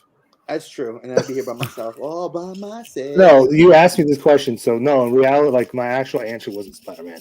So my actual answer was Ocean's 11. That is better than the original, hands down. I haven't seen that one. Yeah, and I know the original had the Rat Pack in it, but he's talking about the original from way back when with Sinatra and them versus the Brad Pitt ones. That is better than the original one. True Grit with Jeff Bridges, better than the original one. I just thought about that. Mm-hmm. Yeah. All right. So that's welcome. So do you have? You got one? The new Tron was better than the original. Yeah. That was a sequel, really. Yeah. It's still better than the original. What in the heck? I'm trying to think of remakes that I thought were better than the original because there aren't too many that I accepted as. You could say this A Star Is Born is, but I haven't seen the new one with Bradley Cooper. I own it on Blu-ray. It's good. I've seen the original one, so I've heard it's better. So that one would be one. So let's go to the new one's better. Yeah, the new one was better. I think it's for the fact that I don't love Lady Gaga, but I love Bradley Cooper, and I love the fact that it's not the typical drama that I expected it to be. Like my wife and I sat and watched it in the theater, and then she bought it for me on Blu-ray. But I would agree that was a good remake. What about Look Who's Coming to Dinner? I'm gonna go completely. Sidney Poitier original was good, but did you like the Chris Rock version of it? That was more of a straight up comedy instead of the drama. That was more the focus. I think you're thinking of a different movie. Was it a different? Let me see. Yeah, because I know that Sidney Poitier. Let me see. Look who. The other one would be Guess Who with Bernie Mac and Ashton Kutcher. Thank you. Ashton Kutcher, yeah. Thank you. And Zoe Saldana. Yes. Okay. So yes, that. So I was. So thank you, Carlos. See, I can be wrong. Scarface didn't have a remake, as it did have a prequel. I'm gonna throw a hot take out there. Night of the Living Dead, the one with Tony Todd. So many times. Well, I'm talking about the one. The first remake that they did was the one with Tony Todd. Mm-hmm. It was a complete remake of Night of the Living Dead. You guys ever see that one? I have. Oh yeah. But I mean, I liked it better than the original black and white. I know that's a bit of a hot take. It is, especially for horror fans. It's like I know that they're. What about Dawn of the Dead? Dawn of the Dead was good. I like Ving Rhames, so I'm biased. Yeah. Ving Rhames is a great actor. He was great in Mission Impossible, the new one. He's been great in all the Mission Impossible. I thought the action, I thought the cinematography, I mean, even the music, I thought everything was just. I mean, I don't know. Dawn of the Dead was more to me like an action horror movie. It wasn't a horror. If that makes sense. Yeah, but I mean, it's a remake though. Going to it is, and I think that's. I don't know. That one is really good though. I don't know if it's as good as the original though. It's a different take. Conan. So let's look at Conan, which we all know Conan the Barbarian, Schwarzenegger, great movie, and you have Conan done with our boy Jason Momoa. Can't touch it. Terrible movie. Oh yeah, Jason can't touch the original. I'm sorry, based on just like I saw the trailer, I did not willingly see it. So I've seen it multiple times. I feel you cannot touch Arnold Schwarzenegger. You cannot replace Arnold Schwarzenegger. You can't. I mean, not in that role. It's like what are you gonna do? Are you gonna film like a new Terminator movie and we're gonna throw John Cena in there now? But they've done stuff like that. There's nobody comparable. Nobody. I mean, can't. That's like Rocky. Like you look at Rocky, look at Creed. Yeah. You could say they're boxing movies, right? And they are. But would you agree that even though Creed is following the Creed same takes formula, place in the Rocky universe, but it's in the trying Balboa to compare universe. it to the original, it's apples and oranges. Exactly. Oh, the Coen brothers. I mean, they do great work too. Again, the Coen brothers are just like, that's like, you know, could you look at Stephen? Okay, let's go to like Pet Sematary. I know that, Colin, you've seen Pet Sematary. Have you seen the horrible, god awful modern remake of it? Yeah, I watched it recently. Actually, no, it's terrible. Refuse. Horrible. Now, So I can't pick. It's hard for me to find a movie that I could say was the original was not better than the remake. It's like Ocean's 11. I can agree with. I mean, I can agree with. What about Casino Royale? That one was that one's better than the original. Well, it's also the 1960. You're going from 1968 to 2007 or 2000, I think it was. Still sitting in that vein of, is a remake better than the original? You're right. I would say obviously the remake is, because it's obviously Daniel Craig's first foray as 007. Yeah, and I mean, it's way better than. And I'll hot take this. I hate Timothy Dalton as Bond. I love him in everything else he's done. Like, I love him in Hot Fuzz. I love him in freaking Flash Gordon. But I hate him as Bond. But you're right, Daniel Craig. I like them. My favorite Bond is Pierce Brosnan. Definitely, I'm with Colin on that one. My favorite Bond. I don't care what anybody says. I mean, Timothy Dalton wasn't bad. I mean, I do enjoy his Bond movies. Roger Moore just looked old as crap when he was in. He just didn't look right. He didn't have the right vibe for me personally. But I think we can all agree they're all better than George Lazenby. I mean, he was only in one Bond movie. Yeah, we definitely can't. We could all argue that till the cows come home. But I didn't even realize that Little Shop of Horrors. I knew Little Shop of Horrors had the Rick Moranis, which I love that version. Well, the original was just a black and white movie. Mm-hmm. It wasn't a musical, but then it was later adapted into a musical with Rick Moranis. I've seen the Broadway show when I lived in New York, and I absolutely loved it. Well, so the original is just a straight movie, no music, no musical aspect to it. It was just kind of a twisted horror movie from way back when. So now I'm going to go. Let me ask you guys a question real quick. Wait, go ahead, Colin. I was going to say, like I told Carlos in our thing, I think my all-time favorite remake would be the Texas Chainsaw Massacre remake. I love the original one, but to me that remake blew it away. It's solid. It's a really good movie. It's actually definitely scary. Like it's I mean, it's fucked up. It's good. What was in that movie? Wasn't House on Haunted Hill?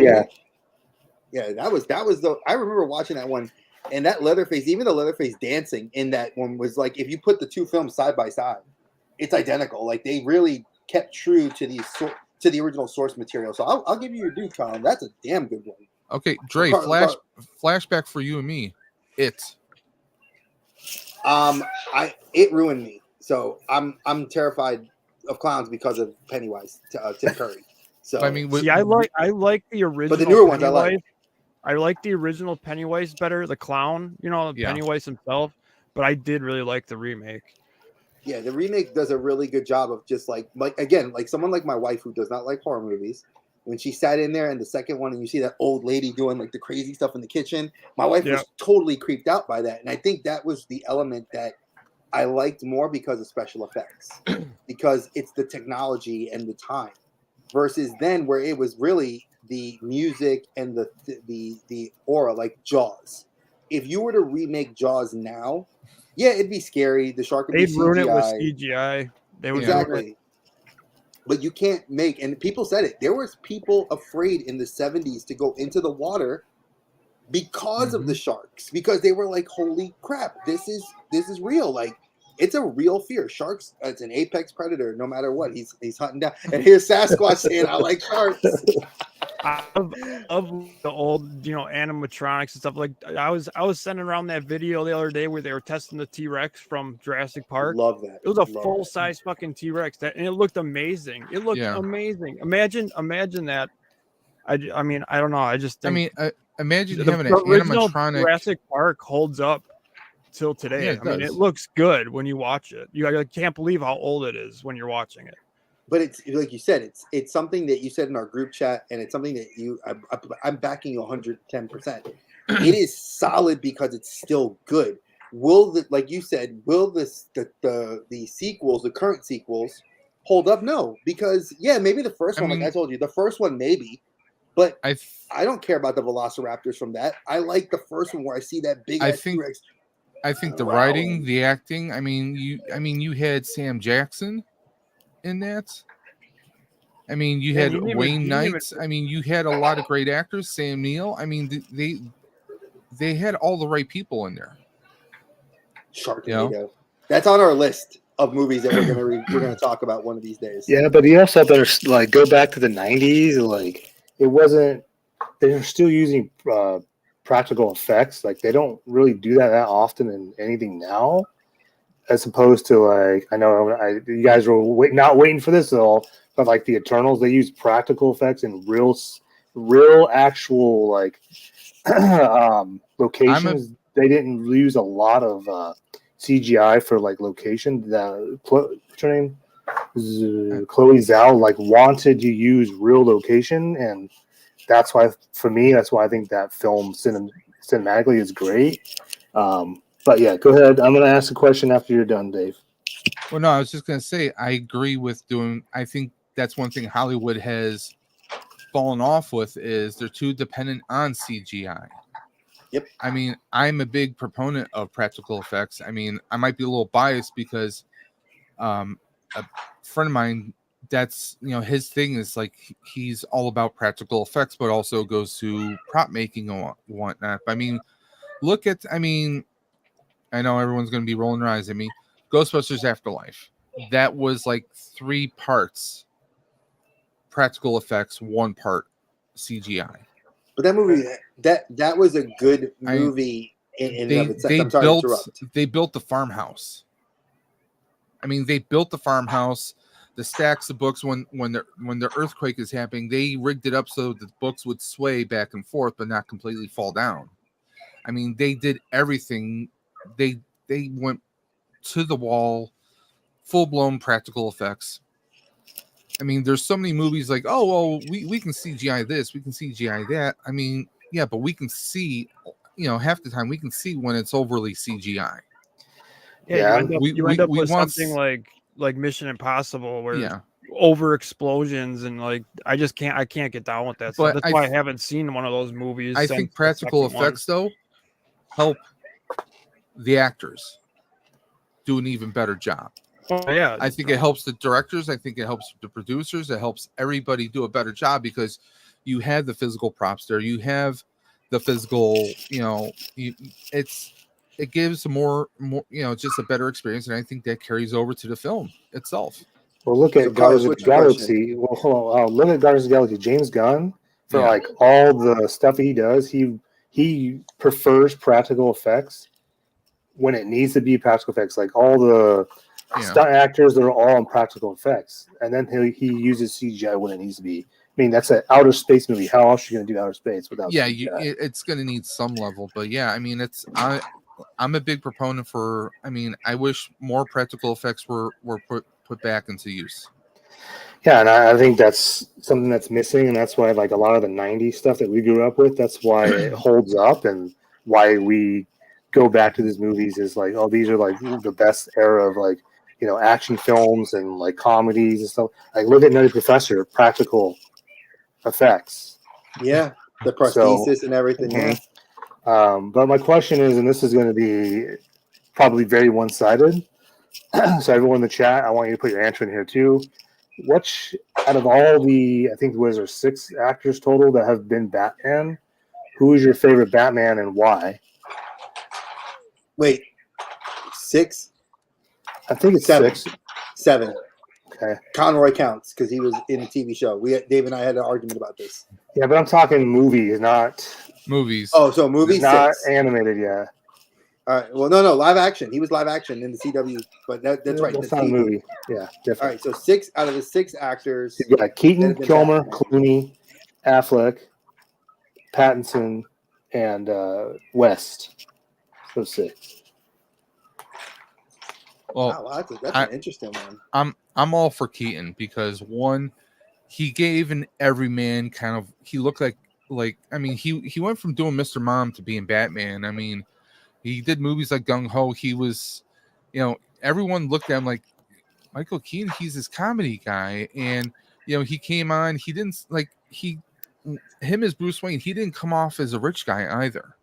He had that kind of every guy kind of appearance to him, and I mean he killed it as Batman. I mean, to me, the best Batman of all time, live action, is always going to be Michael Keaton. Colin, I would probably say Keaton, but it's hard because like Keaton might be my favorite Batman, but my favorite Batman movies are the Christopher Nolan Batman movies. Mm-hmm. It's hard too because they're different types of Batman movies. Like I look at the Keaton and the Kilmer and the George Clooney Batman. I mean, those were you got Burton versus Nolan. I mean, Nolan's an amazing director, and then he created a grander scope. So I mean, I get that completely. Well, like when I think of Batman, I think of like the Keaton, Tim Burton Batman, the whole atmosphere and everything. I mean, Batman. Yeah, I'm trying to. Now for me, this is my second favorite superhero. So shit. This is a tough one. I'm gonna go in reverse. I want to say, because I feel from Batman v Superman, Affleck really immersed himself into the idea of being a vengeful, angry Batman and Bruce Wayne. That he had a chip on his shoulder, he had his resources, but he didn't act like he had all this money like Christian Bale did in his series. Nor did he act like, I would say he almost like Robert Pattinson did. And Robert Pattinson, you could say, because he came afterwards. I think Affleck kind of gave me that Batman that I wanted, that was kind of the hardcore, what would you do if he had that chip on his shoulder? Whether he has all that money in the world to get all the tech he wants, he's still alone. Like even when he tried to build the Justice League, in the Flash movie, Flash states Batman's the leader of the team, which was kind of odd because everybody flips that to Superman. But I'm gonna say Affleck. I wish we got more of him, but Keaton probably, for portrayal of Batman beyond his role, Keaton definitely has been a fan favorite and will probably stay being one of my favorites for the rest of my life. So I think everyone says Keaton because I know we're all about the same age range. It's because we all grew up in that era of '89 Batman. That was, I mean, if you ask anyone 32 to 40 or 50, they're going to say Keaton. Because we all grew up in that era of Batman mania, basically. Man, I remember the trading cards, man. Mm-hmm. So for me, I grew up watching Adam West Batman on TV. Yep, same here. So, and then obviously Keaton came out and made it more of a serious role. Yeah, we went from the the Adam West bright colors, and now we suddenly get this bam, thwap. Yeah. So my favorite Batman out of all of them, I mean, I think it's gonna be. I mean, I know Affleck is my Batman to me because that's what Batman was supposed to be. Even Ben Affleck said he didn't even figure out how to play Batman until he played him in The Flash. And him as a Bruce Wayne and Batman, I think he did the whole package. I just wish that we got more of him. I wish we got his version of his Batman movie. I think it would have been, really good. I think, regardless, we got the Pattinson one, which is far what I thought it was going to be. It was amazing. I haven't seen the Flash, but I did enjoy him as Bruce and Batman. I know he was slated to direct the movie, but then all that went down the toilet, and I wish because he went to rehab. I mean, let's be honest. He had some issues with some stuff that's going on in his life, and he came out of it for the better. Because when you see him in the Flash, I think he did a great job. And you'll watch it because I put it up on the drive for you, so it's there. You know, as far as Carlos said, he's right. I thought he was a good balance. You know, he's one of the true balances. Yeah, I mean, he had that that regret, the loneliness. Obviously a lot of loss, but yet he was still kind of pushing forward. I like this. So, what do you guys think of this one? What if Jim Caviezel? No.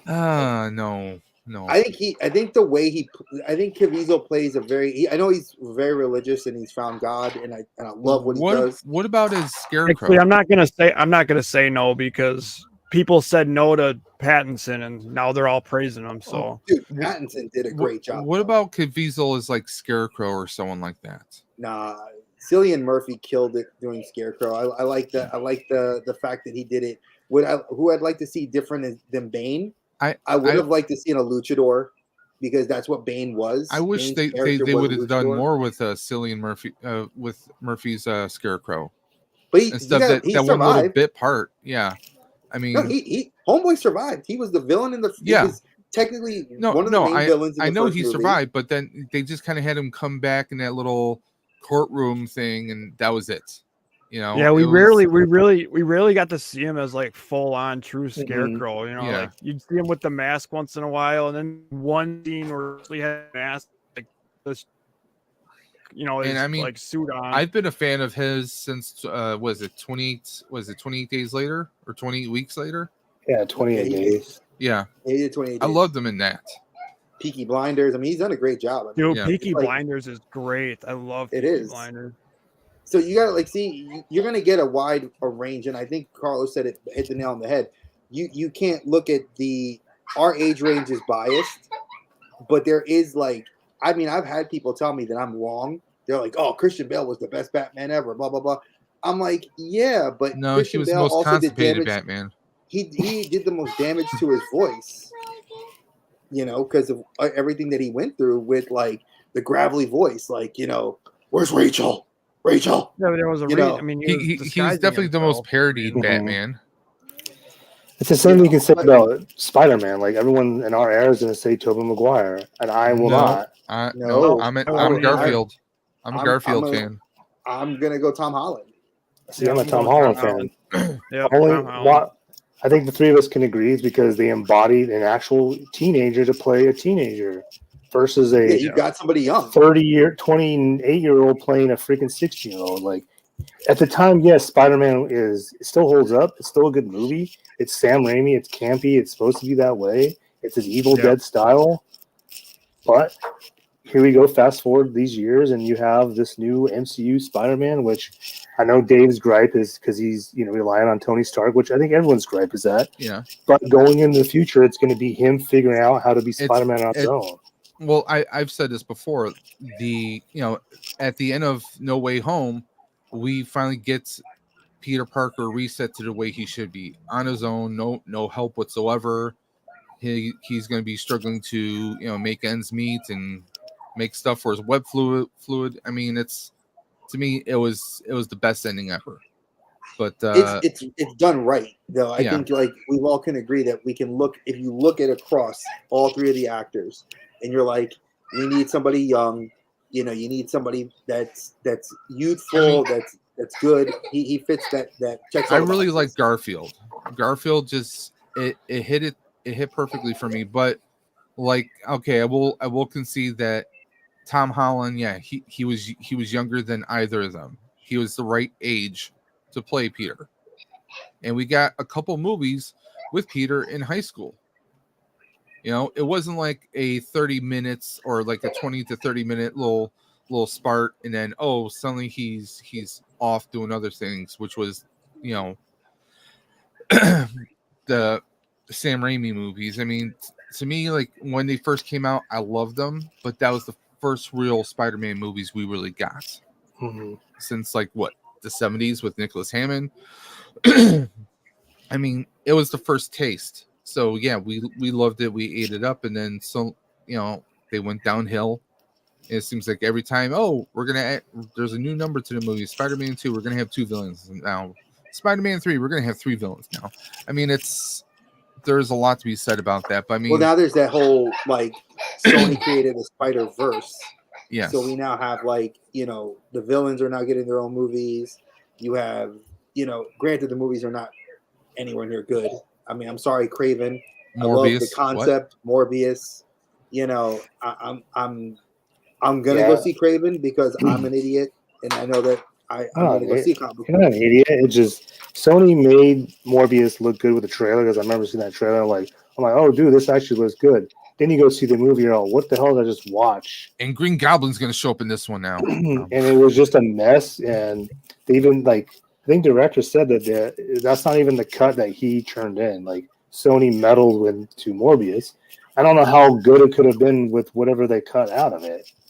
So he intended it to be rated R. And they're like, no, this has to be PG-13. So with that being said, let me throw this out there. When it comes to comic book movies, are we now going to be in a pattern where people are going to avoid seeing the regular cut and wait for the director's cuts of the movies now? Ooh. I think it depends on how divisive the original cut is. I'll admit, I agree. Some people I've spoken to don't like Justice League, I'll be right back. the Snyder cut, but I did.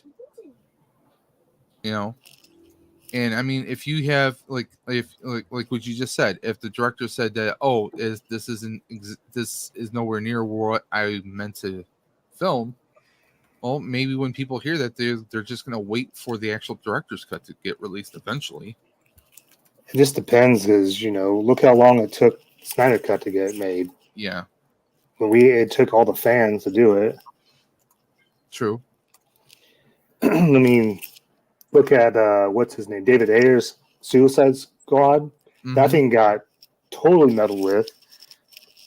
So yeah, I think James Gunn was even saying, kind of hinted, he's going to try to get that cut out. And then we have the Batman Forever cut that just Kevin Smith's been showing. I don't know how he's not getting in trouble for that. It just blows my mind. But Batman Forever was. I like Batman Forever, but if it's going to be what they say, it's darker, I'm all for that. I mean, Batman Forever. I mean, come on, more evil Jim Carrey, and I mean, I love dark stuff. I mean, bring the darkness on. I mean, Tommy Lee Jones as Two-Face. I mean, I'm all for that.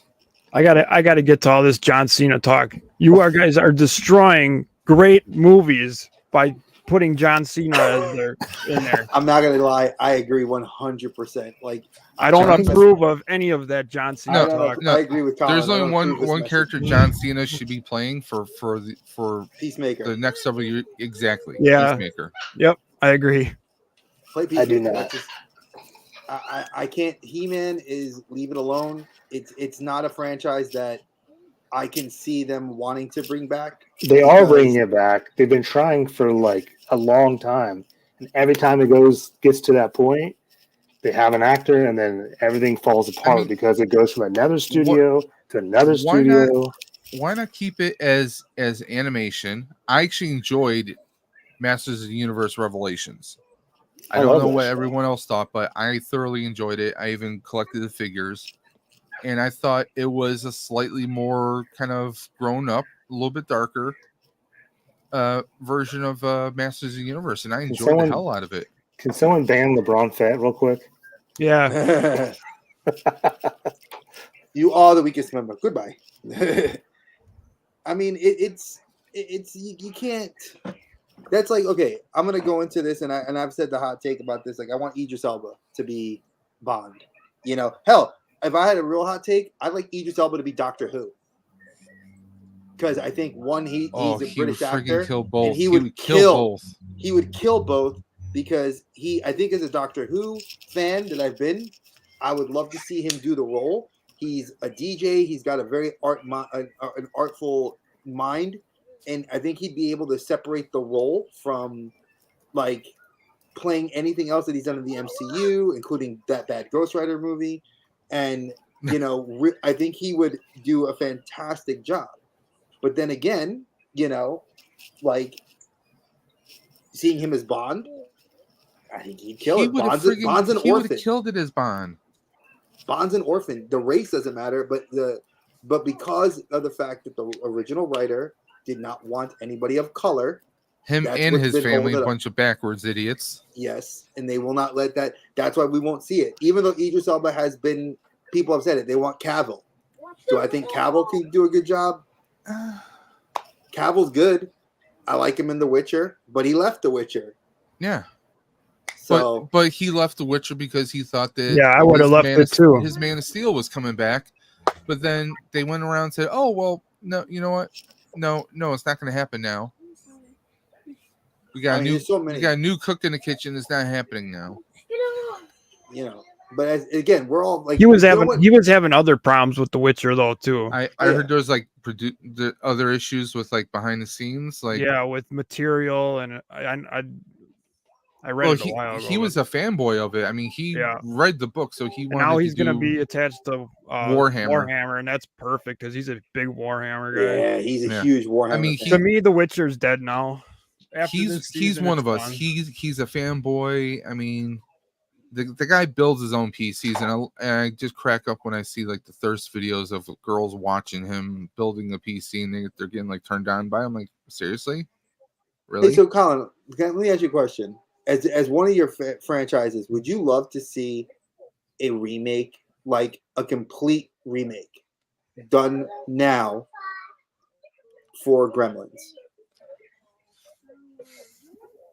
That's a hot take I want to hear from you. If they do it right, to me personally, this is how, like Predator and everything. I love seeing new material, even if it turns out to be bad. I don't care. At least I got to see something new. Mm-hmm. That's just how I feel. Like Ninja Turtles, I love. If they're gonna make a new movie, I'm all for it. I want to see new material. I love it. I don't watch it. At least I got to see something new. But do you think it would appeal more to our kids?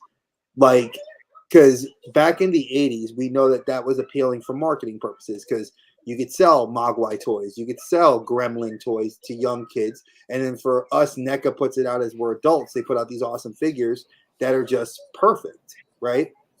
Well, they just did the series for it's more kids, obviously. And I thought that was good. Me and my son watched that. I mean, if they did another Gremlin, I would hope that they would kind of keep it more to like the originals. Like, I don't want to say horror, but horror kind of. Oh no, it definitely sits in that vein of comedy horror. I think it's I would hope that they would do that. I think it's an interesting take because again, we went with our parents to go see it. You and Ian obviously watched it. So what my question would be for you, if they did it, would you want it to have that little kind of tease into horror? Because the obviously the Gremlins themselves are monsters. Yeah, I think it would have to. I think it would have to. I think that'd be cool. I don't know who I'd want to cast in it too. That'd be something that maybe it's a fan casting video. We should get Colin on to come on and do that with us because I know that'd be fun to do.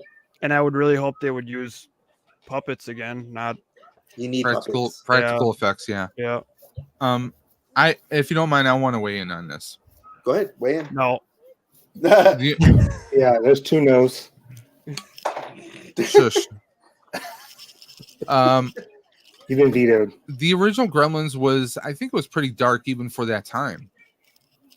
You know, because you get the cute Gremlins, but then they're like, you know, you get the Mogwai turning into the Gremlin, and it's like killing the science teacher, and you know they start going just hog wild, like killing people left and right. Yeah, there was comedy elements to it, but I think it was pretty dark though.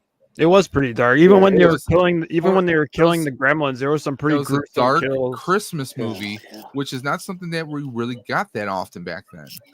I mean, if you wanted something dark and twisted, it was Tales from the Crypt on HBO. You know, throwing a gremlin in a microwave and then hitting that, or throwing him in the blender and then hitting the blender. Yep. I mean, come on, definitely.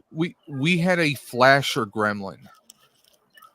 We did. Okay, we had a gender some of that swap stuff was like I would have loved to see like a parent trying to explain that to their kid. Why is he opening his coat like that?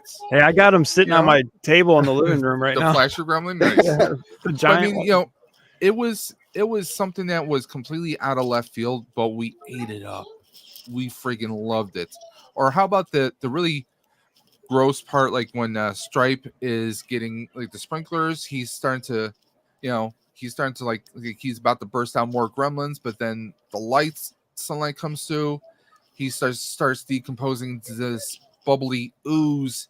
That was like him melting off the skeleton. I mean, if you're gonna remake it, if you're gonna remake it, I want that like Colin said, it has to be practical. I want that perfect blend. I don't know if he'd be up for it, but I would love Michael Winslow back because he was the voice of Stripe. And Howie Mandel, I don't know if he would do the Mogwai. He was Gizmo. He'd do anything. Howie Mandel proves that you put money in front of him, he'll be like, "What? I'll do this? Yes." Yes. They're both alive. They're both still very active. Michael Winslow is still doing the entire cast comedy, except for the parents, except for the kids' parents are alive. Yeah, I mean, Phoebe Cates is still around. Yeah, Phoebe Cates is around. I'm hoping they did the animated one to kind of test the waters and see what I don't know how. I mean, me and Eve watched it, and I thought it was really good. I don't know how it did. Done right. Would you want a new Gizmo though, or is Gizmo still alive? How long do Mogwais live? Those are all questions, There is lore. Now that cartoon series, like you said, Colin, could be testing a theory for like lore finders. Dude, after watching the animated, I'd love to see a live action prequel. I haven't watched the animated. I'm gonna have to check it out then. Yeah, after you, I've been wanting to because I saw the teaser trailers on YouTube and I was like, that's interesting. So, it's definitely a. I would probably rather see a prequel with Gizmo than like a third one. I agree with that. I can do that. Like, don't go to New York. Finding the old man. Yeah, I would love to see that. I think that would maybe be really the old good. man as a young boy. How they met, maybe in China or somewhere. Yeah. That would be a pretty freaking cool prequel if you think about that. Like, let's start writing these guys. Oh wait, we can't. No, Carlos, put pen to paper. Just put us on that list for that SAG thing. We'll help you out with it. Whatever money we make from it, we all get a piece of the pie. Because I do like the practical effects. I know that there were like Chris Columbus. Sorry, he wrote a script for Gremlins 3, right, which I believe, and I think they just talked to him this year about the movie, making it, and it's all really comes down to Steven Spielberg. Now, do you guys believe in superstition? And when it comes to making movies, because that was Universal's lot, where they also made Back to the Future and a whole bunch of other movies and TV shows. That's interesting. And that was wasn't Gremlins Zemeckis, and that was Zemeckis and Spielberg again, wasn't it? Yep. I think they filmed everything on that lot, honestly, because Universal's lot is used for a lot of stuff. Well, it depends. Now from what I've seen and what I've heard, like Orlando's Universal is filmed mostly for TV shows, because I know Ring of Honor films out of there for AEW. AEW films a lot of stuff out of there, since they're right down the road, like an hour and a half down the road. And then you have California, which when they do the studio tours are all like for major motion pictures. Like that studio lot has been used in like several movies. So I'm wondering, like, what about places like Universal Tokyo or Universal Shanghai? Like, what are they using those for similar movies, or are they just using them for overseas? Because it would be kind of cool to see some of those older films get like a more modern, I don't want to say a modern twist, but an update. Like, I don't want to see Jaws without Jaws. Like, give me the animatronic Jaws. I don't want the Meg. If I want to watch the Meg, I can watch the Meg. But if I want Jaws, give me that I want. Well, if you can't get the actor, was it Zach? Can't think of his name. But if you can't get him back, would you want Corey back? Corey Feldman was in the first one. I mean, why not? Yeah. I mean, if they're going to do anything Gremlins, they're going to do the same thing they did with the Jurassic Park trilogy, like this new one. They're going to just have it continue from the old movies. It just be continuation, just a newer cast. All right, or a prequel. Would you want any representation from the second Gremlins movie, like John Glover? Clamp Cable Network. I mean, would you want him to maybe play? That's why I think it would. There? I think it would be better if they went prequel on it because they wouldn't have to worry about any of those actors. Yeah, I mean, you can all they have to worry about is Gizmo cast and new people. Yeah, exactly. Get a Gizmo animatronic, get the Gremlin animatronics out, and then you know, Grogu is a Gremlin. How dare you? I wasn't sick because I know Colin and I did this whole remake reboot thing, and I thought of one after over the weekend that to me personally is untouchable, which I feel like I know they've been talking about this happening, is The Great Outdoors. I think that's an untouchable film. No, leave it alone. Yeah, leave it alone. That's another. Those are two more guys. You just cannot. Nobody comes close. John Candy and Dan Aykroyd. I mean, yeah, because I mean, that would be like, okay, let's remake Summer Rental, another John Candy movie. I mean, it's okay. I've heard people talk about that they want to remake Armed and Dangerous. Yeah, I've heard that too. John Candy and Eugene Levy. I mean, there are certain movies. I think we all could make a list of 50 movies that we don't want ever to be touched or remade. Oh, but they're going to touch them. It's what they do. It's what when we've said this, and Colin has said this several times. I wonder why they're bailing. Exactly. There's no original fucking ideas anymore. Listen, where's the originality? There's one movie that's protected at least until Zemeckis, Bob Gale, and Spielberg have passed. What was that? Back to the Future. They have it. They basically said that the rights will not be touched. It cannot be remade in as long as they are alive. There's no reason. I don't want to see it. No, but so many fans have been photoshopping pictures that they wanted. Was it one idea was Robert Downey, another idea was C. Thomas Howell as Doc, and they wanted Tom Holland as Michael J. Fox. As Marty McFly. As Marty McFly. They've even deep faked him. Yeah, no, that whole trilogy is untouchable. Yeah, I'm against it.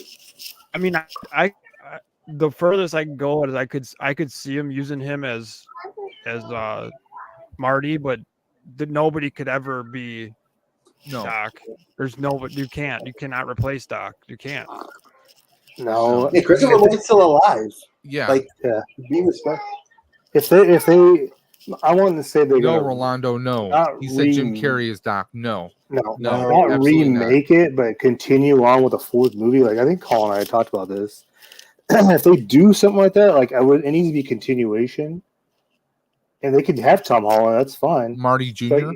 But he should be like Marty's son. It has to be like that passing of the baton type movie that they do in most these continuations, which I kind of don't like. But then this is, I don't know. I just don't think they should touch Back to the Future at all with a reboot or a continuation. The trilogy is a trilogy. Leave it alone. Done. I'm not disagreeing with this at all. I mean, to me, it's one of the best trilogies of all time. They could go back to 2003. That would be hilarious. I'm done with the whole remake reboot bullshit.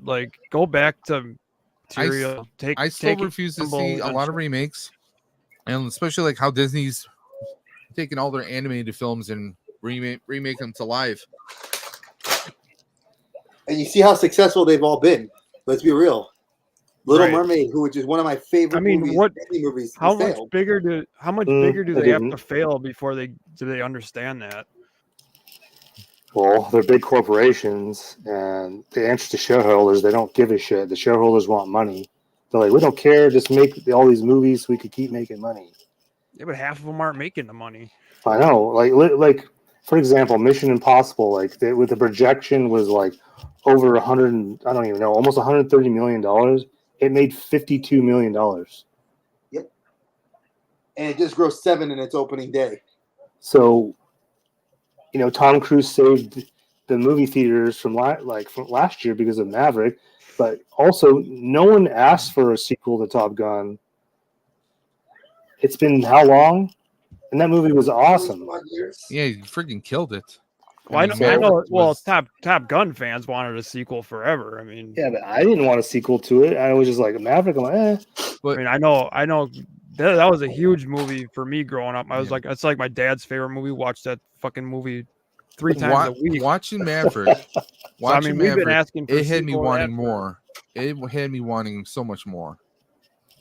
Because we saw Maverick in situations that we hadn't really seen before. And I was like, I kind of want to see more of this. I want to see where this can go.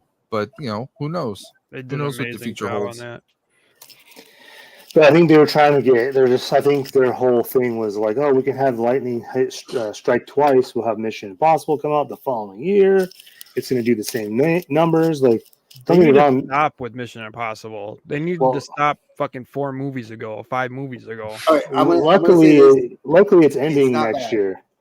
Yeah, it ends next year, and it was not a bad film. Does it though? Like, no, it's not a bad film. I'm not going to say. It's like if you go into the movie, it's long. I do feel it's a very long movie, and I know that's where it really ruined it for me. But in a lot of ways, I still gave this movie high ranks because me and my friend, again, 2 history teachers saw it. We both loved the franchise, loved the TV show. The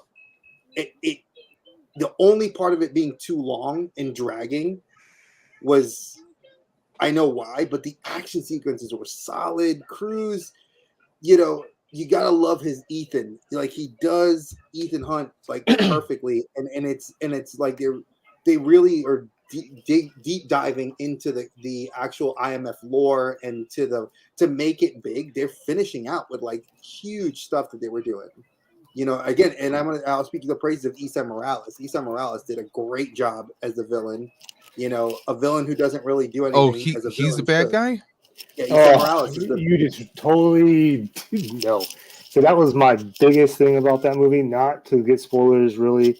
He was my least favorite part of that movie because they did not do him any justice in that movie. He was in the movie and he's like out of the movie, then he's in the movie, and I was like, this villain sucks. But the standout, Palm Clementine was terrible in that movie. No, she was awesome. She was awesome. So we're gonna have 2 different things here. I thought she was I love great. you, Carlos, but I'm gonna tell you, she was good for her fight scenes, but my boy said, "Oh, look, Mantis is fighting," and I busted out laughing in the theater when he said that. Yeah, because no one knew who she was until she was Mantis. Now we were just talking about prequels. One prequel I really don't have an interest in seeing is this new Willy Wonka. I heard about that. I saw the trailer. I'm like, no. I don't know. It depends. I don't know. I think it could be cool. Yeah, because Gene, listen. I'll still see Hugh Grant is one of the Oompa Loompa, like the first Oompa Loompa that Wonka comes across. All right, which looks funny. Johnny Depp. Okay, Johnny Depp's was supposed to be a darker take on the whole franchise. Which, well, if you read the books, it's pretty dark, Yes, it is, but because it's you got to look at the theme behind the theme, because people looked at the movie and they were like, "Oh my goodness!" In the 70s, this movie was funny. It's the Oompa Loompas, and then now you look at it, it was more like about the fact of his character being kind of flawed and hurt and ruined by his childhood growing up. And I mean, there's such a great deep dive that you could do on just the theme alone. And then, yeah, Tim Burton made it darker, and then he brought in freaking, oh, God, why can't I remember his name? Not Ian McKellen. Christopher Lee. Christopher Lee brought him in. May he rest in peace. Yeah. And he was the father, and you're like, holy crap, this is his dad? I freaking, shit. Go back to the Shire. I mean, hell, Christopher Lee was down for anything. I mean, he was even in Gremlins 2. I could give you diseases. Would you like that? I mean, he was down for anything and everything. he's an icon in the horror industry. I mean, you can't spit in anything that is horror related that he didn't have a hand in. And then you look at him as in Lord of the Rings, he's iconic. Did he and did Chris Lee and Vincent Price ever do anything together? That's something I look into. Because I mean, when I think of like like ancients or historical horror icons, I mean, those two are the two that pop up in my head. But again, it's like, could you imagine the level like of just insanity if he was alive today, Christopher Lee? I mean, like people could shit on Lord of the Rings and the fantasy franchise and say, "Oh, fantasy's dead." It's not. It's if you're into fantasy, it's definitely a genre that like Wheel of Time is doing it. You know, they're doing it all over on Amazon, and I think they're killing it. Oh yeah, series. I think fantasy movies and TV series now are probably some of the best things that are coming out. Shadow and Bone is like another one of those from Netflix. I was gonna say fantasy stuff should be TV because they can draw it out into a whole like giant like season. Like, I mean, it's hard to larger stories. Yeah, it's harder to do that on in a film. Like, I was gonna say something about Mission Impossible. Bring that up in a minute. Like Dungeons and Dragons, Honor of Thieves. Like, I did not want to see it because I was just like, yeah, it looks stupid. But I waited and watched on Paramount Plus, and I really enjoyed it. I thought it was really good. Yeah, it was good, and I enjoyed it, but I still wish it was more serious. Yeah, given the track record of the previous D&D movies, I think that's what threw people off. There's also, as a person who actively plays D&D, I will say that there was definitely, because of the franchise, and this is what ruined it for me, was like when they were playing up on the races, like the Eric Croker, the Birdman, when the beginning of the movie, when he's like flying in and they were like waiting for Bob. They're like, when's Bob going to get here? Like, you know, I mean, I did love the fact that they did play on the classes well, and they did things like the Harpers, and there are certain elements that I liked that were way better than the older films. But what I needed them to do was an actual dragon, which we didn't really get. They did play up on the cartoon. They played up on a lot of the fandom, which I knew they were going to. But, you know, with an all-star cast like that, a deeper dive, like Colin said, and make it a little bit more serious. If you played up on the fact that Pine's wife, you know, and the whole thing was a little bit more serious and played into that, I think you could have had a great trilogy of films all about that. Like what he was going to go do and the quests to do that, and like really dive into the lore of D&D and give more to fans that didn't understand the Red Wizards of Thay and so much. If you haven't played, like I played 30 plus years of D&D, so walking into that movie, I knew everything. Yeah, but the only thing, like I said, like it's hard to translate something like that into a 2.5 hour movie. It needs to be a TV show, and that's what Paramount's doing. They're making a TV show. Yes, and I think will kill it. Yeah, it's going to the lore. It's going to be, you know, I don't know exactly how it's going to be, but that's what, like, we're going into lore. We're going to draw it dark out. And serious. It needs to be dark and serious. And that's been like even G.I. Joe. Can I ask you guys? And I'll throw this out there to you guys and to the chat as well. What do you think if we had a G.I. Joe movie that was a little bit more like Rambo, like First Blood Rambo, not like Rambo campy Rambo? I'm talking like. I'll answer that real quick. I can answer that right now. Go ahead. It can't be done because G.I. Joe is marketed towards kids. Okay. It's the same thing as saying like The Last Ronin as a movie. It can't be done because they're going to want to gear it towards kids. It's a violent comic book. It needs to be a TV show on a streaming service where it can have the F-bomb. It can be bloody. It can have hands getting chopped off, heads chopped off. It's the same thing. G.I. Joe can't be. I don't know. I don't think that. I think if Last Ronin comes, they're not going to market it towards kids. I'm not saying they're going to market it towards, but everyone's being, it's a Ninja Turtle movie. That's where it's going to be. That doesn't matter. There can be both. You can have both kids versions and adult versions. I mean, there is. I think you're not both everything's right. got to be marketed towards kids. I mean, everyone knows the Ninja Turtles as. No one knows, but like true Ninja Turtle fans, that it was a violent comic. The cartoon made it kiddie, so like kids nowadays they think of all those turtles is that way. So if you would have a Last Ronin film that was rated R, there's no way that they could still do it. I know they can do it, market it, and promote it. I just think parents would be like, "Oh, it's an interesting movie. I'm going to take you this violent." I don't know. I just don't see it happening that way. People took their kids to go see Black Adam, and there was F-bombs and S-bombs all over that movie. Right. And then, and I know that I wouldn't have taken, when I take Lana to the movie. Look at Deadpool. Yeah, Deadpool. Well, there were people that took different. 3 and 4-year-olds to Deadpool. In Deadpool, bro, would I take Lana to go watch Deadpool? Probably, because she's a little bit older now and she could appreciate it. But if you were to ask me when Deadpool 2 came out, would I have dragged Lana? Hell no, I wouldn't have taken her to go see it. Dude, my son's 15. Oh, my son's 15. He still hasn't seen Deadpool 1. Really? Yep. It's on Disney Plus. I'm surprised. Is there a reason why? I'm just curious.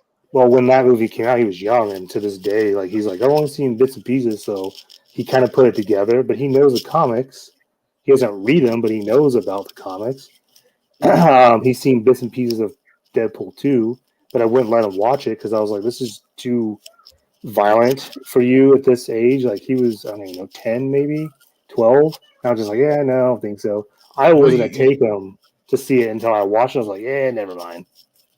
You probably could have let him watch the Deadpool 1, but the version that they did with Fred Savage. Yeah, the PG-13 version.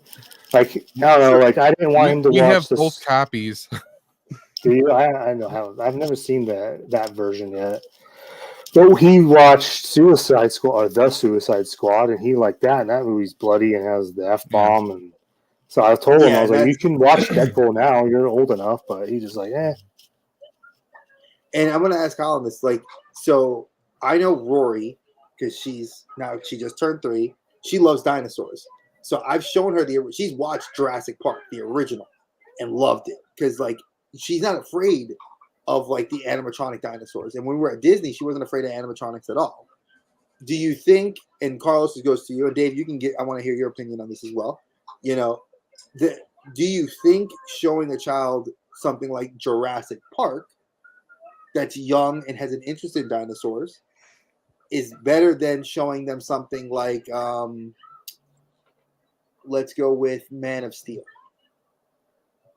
where we know it's a comic book movie and it's serious, I will say Jurassic Park, I think, is a way better movie. Yeah, of course. Because, like, use the example of Man of Steel. Man of Steel, it was definitely a different approach at the Superman mythos. It's a different kind of Superman movie. So, again, that's kind of apples and oranges. So let me pick okay, so let's go with I was a kid that grew up watching horror movies when I was a small child, so I've seen a lot of crazy stuff, and that kind of desensitized me over the years. So let's go with a different one. And that makes a lot of sense now. It does. So what about Guardians of the Galaxy and Jurassic Park? Guardians of the Galaxy, it's the first one, volume 1. Yeah, that part would be a part that I know most parents would be like, I don't want my kid to go see that flipping the bird, and there's no S-bombs or F-bombs, but there's hyper-violence, there's, suggestive themes between Star-Lord and some women, Drax calling Gamora a murderess. Yeah. I don't know. I look at it this way. Even in Disney movies or Pixar movies, you watch them as an adult and a kid, they're totally different movies. Yeah. Your kid's not going to pick up on that stuff. And, like, I know growing up, if I wanted to watch something, I was going to find a way to watch it. Yep. So I look at it as, for my kid's not running around. My kid's not running around swearing and trying to stab people. He understands it's fake. And I would rather him watch it with me and ask me the questions and all that than him sneaking off to hide off by himself and watch it. And I grew up, my mom allowed me to watch this stuff, so it's kind of the same thing. And like I said, he's not running around acting out or nothing, so he's handling it very well. So, I guess it depends on the kid, and it's a testament to your parenting too. Like, Carlos, I want to hear your point, so I'm gonna stop talking. So go ahead, say what you're speaking. No, I was just saying, I agree with Colin. Like, so in when I grew up, like my mom was very religious, so I wasn't allowed to watch like a lot of stuff. So I watched all that stuff when I went to spend the night at my friend's house, like horror movies and stuff. I was just like, oh yeah, I'm not allowed to watch this, but yeah, I'm gonna watch it because I'm not at home.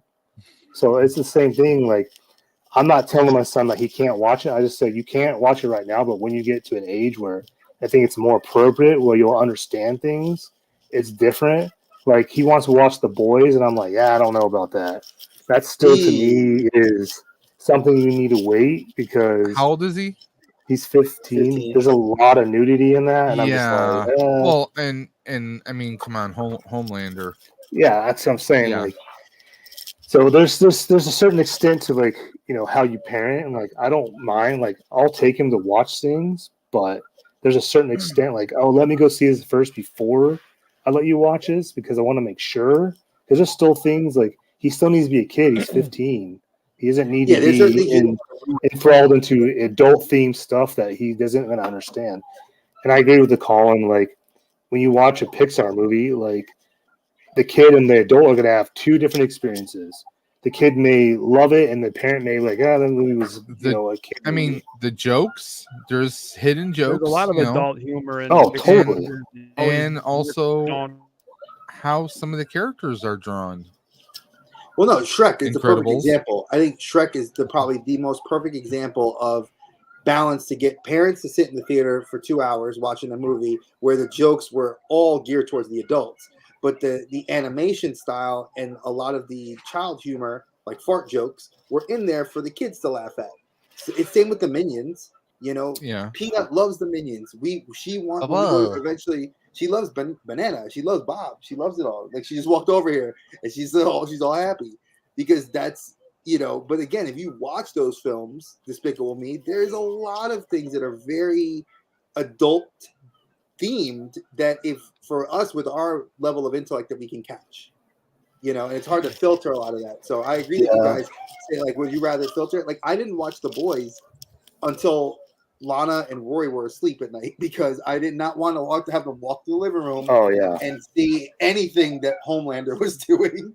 See, that's a good thing about having cats and not kids. Well, even still, dude, you have nephews and nieces.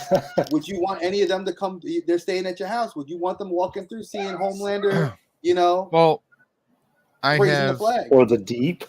I have a niece and nephew who are literally toddlers. My other nieces are in their 20s, so. Oh, so you're at the perfect end of the spectrum. Yeah. So but see where I'm at, where I have the 13-year-old here. She would if she watched it, like my wife, I told her what was on. I showed her the scenes from The Boys, and she's like, "Yeah, I don't think Lana needs to see that." And I'm like, "Yeah, I want to spare her. She's gonna be 14, a young girl. There's certain things you don't need to see." But then, like, we saw Eternals, and this is where I'm gonna borrow. And I remember all the parents in the theaters with me. No, but this is where it's not. She liked it, but why did we have to have a sex scene in the film? And that's what ruined it for me as a dad because we're sitting there. Next thing you know, it's like, hey, what are they doing? Yeah, but they didn't show anything. I understand. I understand everyone's gripe with that part. So I mean, whatever it is, what it is. I've seen a lot of movies do that, and like no one even gave a shit. And then this one is just like, oh, they had a sex scene in it. It's got the mouse behind it. That's the reason. I was like, God, it's so stupid. That's like, I mean, let me give you an example of a movie that's very divisive, and I know why, and I think it's a stupid reason. Buzz Lightyear, the Lightyear movie, I absolutely love that movie. It's way more adult than it should be, I think, for a Pixar movie. Didn't see it yet. And I know everyone's big controversy is about a gay character in it and the fact that Tim Allen doesn't voice. I'm like, you guys, this is the stupidest reason that Tim Allen is the voice. It's because Buzz Lightyear as a toy saw the same character. Yeah, he's in the actual movie. The inspiration. Yeah, the movie that created the toy this is the whole reason behind it. And I just like, this is dumb that people are getting that's upset over it. I liked it. My son didn't like it because he grew up in Toy Story. I'm like, I love Toy Story, but I liked Lightyear. I thought it was really good. I mean, I haven't seen the Lightyear movie, but I get that these are the adventures that the toy is based off of. So I mean, yes. The lore for the Disney ride and everything comes from. I wouldn't expect Tim Allen to be in it. You know. Yeah, and that's when everyone's like up in arms, and then the fact that there was a gay character in it, and I was like, you know what? People need to get stop being butthurt, because let's look at Star Trek. We've had binary and trinary characters. I mean, hell, even Doctor Who has had Captain Jack, who is omnisexual. I love Jack Harkness. He's hysterical. The actor, John Barrowman's a great actor. And I mean, that is technically Doctor Who is considered a children's show. So was Red Dwarf. Children's show back in the 60s. So I've never seen Doctor Who, but I know what you guys talk about. But I mean, it's got very different themes. Again, it's also not American. Like, could you see an American version of any of those franchises from overseas come here? They're going to be like butchered. Strange Worlds, that Disney, and I know, Carlos, you and I talked about this. The Strange Worlds animated film, Disney Plus, great movie. You had tons of representation in it. Didn't do well. Why didn't it do well? Again, if you dig deep, the son of the grandson was gay. Yeah. And people were like, oh, that's not a good thing. We don't like that. You know, the other son felt jilted because his dad was the star and he wasn't. You know, he was smarter than his father. You know, it's like there's so many plays. They had the disabled dog, the biracial kids. You know, it's like things that would appeal to parents to have their kids watch, right? Because it's representation. But then you get for all those haters, there's going to be people who are going to be like, you know, my son or my daughter, you know, they related so much to this, or, you know, I mean, you said that they had a paralyzed dog, you said? The dog was had 3 legs. Okay. Which is something that happens. Mm-hmm. You know, I mean, hearing that they had that in an animated movie, I mean, that brings a little bit more relatability and more realism to it. Yeah, but I terrible. Yeah, but I think the big gripe is like when you see an animated movie, it's supposed to be made for kids, and that's it. And I'm like, well, animated isn't really always made for kids. Like, look at anime. Like, that is, you know, it's cartoony, and like I know when I was into like anime, like I'm not into anime at all, but like the anime I was into was like Ninja Scroll, Family Hunter D, like super hyper violent, nudity, everything. Like this anime that they watch now is completely different than what I watched. Well, it's also, you know, it's genre based like most everything, because I'm into anime, so is Lana. You know, and when you watch like My Hero Academia, that sits on like the whole premise of superhero anime. But then you have like isekai anime, which is all takes place across different worlds, and you have like the harem anime. You know, you have like right now there's a great one called Zom 100, which I think Colin you would like. Dave would definitely dig. You probably would like it too, Carlos. Imagine you're a salary worker who you hate your job. For 3 years you're doing the same job. You can't. I do hate my job. So let's go with this. Then you end up realizing one day you wake up, you go to work, you find out the zombie apocalypse has happened, and you don't have to go to work. So the character writes his top 100 things he would like to do before becoming a zombie, and that's what the series is about. It's hilarious. Hold on, so this is basically a ripoff of Shaun of the Dead. It sounds like Shaun of the Dead meets Daybreak, which is a 1 season apocalypse show on Netflix. Yes, it's I'm trying to remember who the mangaka, the creator of it was. I liked Daybreak. I thought that was good. It was a good show. I hated that they only did 1 season. I know. What the hell, man? So let me ask you this, since we're talking about zombies a little bit now. Sorry, Jay.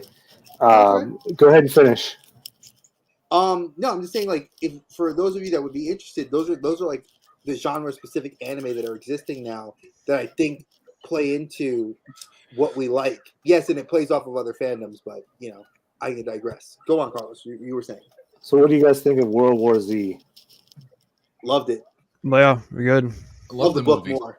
The book is way better. I mean, that movie was a production mess. Like, I don't even know how they got that made complete. But do you want to see a sequel? Because I know Brad Pitt wants to do a sequel. I definitely want to see where that world goes. Yeah, I would love to. I can't wait. I really want a sequel for that. Because didn't they say they were getting a sequel? Yeah, I thought we were. Yeah, I think it's still being developed. Yeah, it's in like development hell right now. Would you rather see it as a TV show than a sequel, or like a continuation from the movie into a show? I think. I would be open to like a limited series.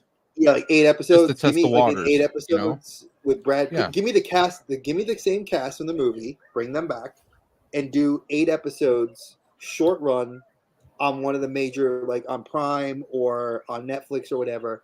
And I would watch it because I think it'd be solid for what it is, especially because the book was such a very well done book, because it's a diary for anybody. Hey, Kenobi, thank you for coming in. I'm going to say Amazon Prime probably would be a better choice than Netflix. Yes. Yeah, Sony typically sells more stuff to Amazon, I think, than Netflix. Personally, I feel like we already have so many damn zombie shows that I would rather just see a movie and be done with it. So you're saying condensed it already started as a movie, finish it as a movie. I mean, The Walking Dead's going to have like 10 different shows going right now. Yeah, I quit watching anything zombies after Walking Dead because I'm like, they all start to become the same. What, Fear the Walking Dead, World of the Walking Dead, or World Beyond the Walking Dead. There's the Dead City now. Dead City, which is actually really good. Yeah, and then they're going to have, then Daryl's going to France, which Dave and I were talking about that. Like, how the hell does Daryl get to France? But it looks good. We're going to have the Rick and Michonne spinoff going. Yep. Which was supposed to be a movie, and now it's going to be a TV show or special or something. Mini-series, like a mini-series, like a real short, like limited run. And there'll be more. Prime tried to do a Zombieland show, but apparently it failed. Yeah. Well, I don't know, like the whole zombie thing, like The Walking Dead, they literally have run that into the ground. Like, I'm over it. Like, I'm done. I don't care. Stop doing zombie shit and like let it rest for a while and then eventually bring it all back. You want vampires or werewolves? Yes, I want vampires and werewolves. I want Monster Squad type shit. Actually, I've been binging Grimm. I started watching that. Oh, great show. Great show. I have a question. What do you, and this goes out to all three of you and to the chat as well, what do you think is the next big genre to break out? Because we've had zombies, we've had superheroes, we've had team up movies with like the ideas of setting up for something bigger and grandiose. We've done fantasy. What's the next big breakout genre that we're going to see the floodgates open and movies are going to start pouring out? Carlos, go first. Come back to me. All right, Colin. I don't know. It's hard. I don't know either. It is. Tricky. It's a tough one. Dave. Well, I was thinking like not necessarily Stranger Things, but like the kind of outcast groups, like your Goonies style, your Monster Squad kind of like, I mean, what about having that kind of style coming back? I mean, we had Lost Boys, we had Monster Squad. I mean, Goonies, you get like the obligatory youth outcasts that somehow come together and, they're taking on whatever it is. It could be an adventure through the multiverse or going through evil dark dimensions. I mean, it could be anything really. I thought we were kind of doing that already. Yeah, Stranger Things. Stranger Things has kind of been that kicker, and there's been talks of them doing Goonies, like Goonies Forever. That's been the title, the working title for the movie that's been in pre-production development hell for years. It's never going to happen. All the cast wants to do it. I don't think a Goonies sequel will never happen, just because it is what it is. The movies, to me, like I didn't grow up watching that. My mom would never let me watch it. It's my wife's like one of her favorite movies, and that's like an untouchable movie for her. I did not like the Goonies. I thought it was just okay. I was like, yeah, it's okay. I mean, I probably would have loved it when I was a kid. Like, I loved Willow as a kid. Yeah, you're right. I can see why you don't like it as an adult watching it. And I think as a kid, that grew up watching it, it's definitely like I agree with your wife. It's probably one of those I would not want to touch. It's what about? No touchy touchy. That's like Princess Bride. I think that's exactly why they will touch it. Because it's the non-touchy touchy. Yep. I'm gonna name a movie, and I think they could definitely stretch it into a series. And you guys can hate me if you want. Never Ending Story. I was just thinking about that one the other day. Not gonna lie, I was thinking about Never As a Ending TV show or as a movie? As a TV show. They do it as a cartoon, so I didn't like that movie either. I didn't think that movie was all that great. Wow, Atreyu, man. Dude, the horse. There's a string of 80s movies that I wasn't allowed to watch. Anything fantasy or for whatever reason my mom would let us watch. I know those two were one. Labyrinth was one. And that's a great Princess Bride. But I watched those in school because they would show them. And even to this day, like I could care less about any of those movies. Carrie Hughes, man. Andre the Giant. I know, and I only wanted to see Princess Mandy Patinkin Bride because of Andre the Giant. Billy was into wrestling. It's so interesting to hear somebody that's grown up in the same age range as me to hear that's like a movie that doesn't like I guess resonate with you. Mm-mm. Because I think Colin and Dave and I could definitely say that movie resonates with us. And that's like a classic. No touchy. Like I said, I wasn't allowed to watch them. So when I was able to watch them and everyone thought they were the greatest, I'm just like, yeah, it was whatever. What about movies like Carrie? What about movies like a horror movie like Carrie that they did a remake of, and it was not good? No, and neither was the remake of Firestarter. That was like the biggest piece of trash. Which one? There was a few makes of Firestarter. Even the new one did one. The newest one in 2022, I think. 21. The little girl. Garbage. It is so bad. So bad. What about this? There's one that I was researching the other day for Dave and I to do, and I'm going to throw this out to you guys in the chat as well. Is it Don't Tell Your Mom the Babysitter's Dead? No, but that's a damn good movie. Damn good movie. The dishes are done, man. The dishes are done, man. What about I Am 4? I like that movie. Yeah, I wanted to see those get finished out. Yeah, me too. And it's a novel series. That's what's crazy. It's a novel series for young adults to read. Just didn't take off. Wrong time. Exactly. Do you think if you brought that back now? Nope. Could you see them doing that? Because especially book movies are.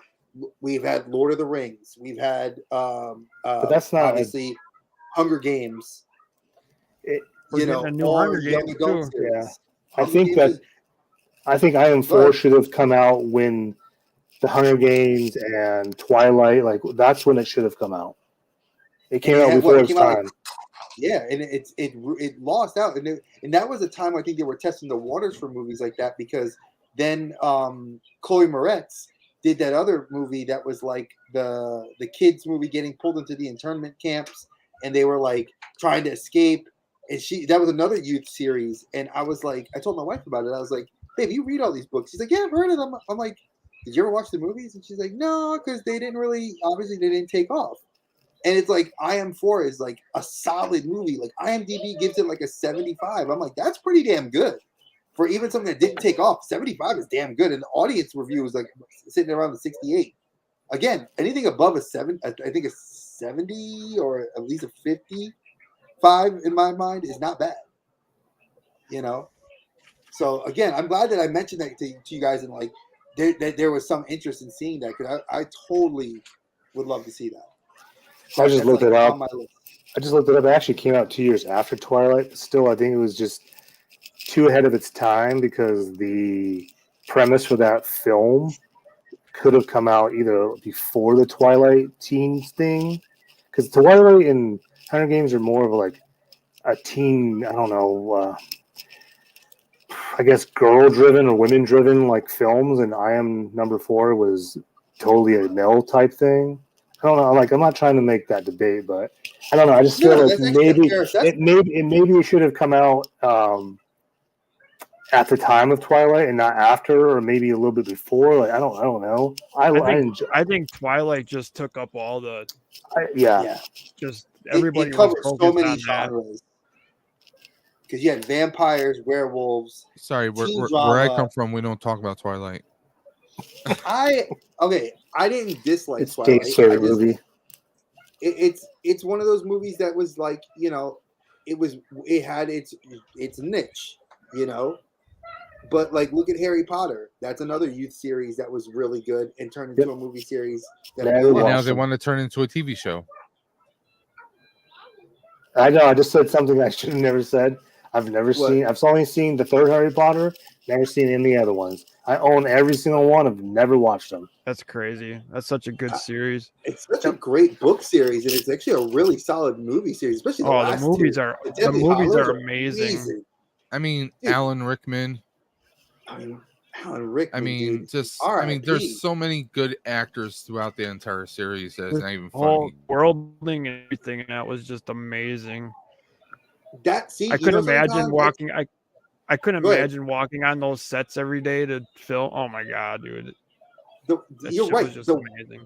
The world building into that, and like the true separation of fantasy from what we know, because you're looking at you're looking at it from the perspective of there's going to the train station, and then there's going to the train station to go to Hogwarts, and there's the village that surrounds Hogwarts. Then there's Hogsmeade. You have then the castle of Hogwarts. The fact that magic in the real world is something perceived differently, it's so unique that I would love to see more stuff like that done.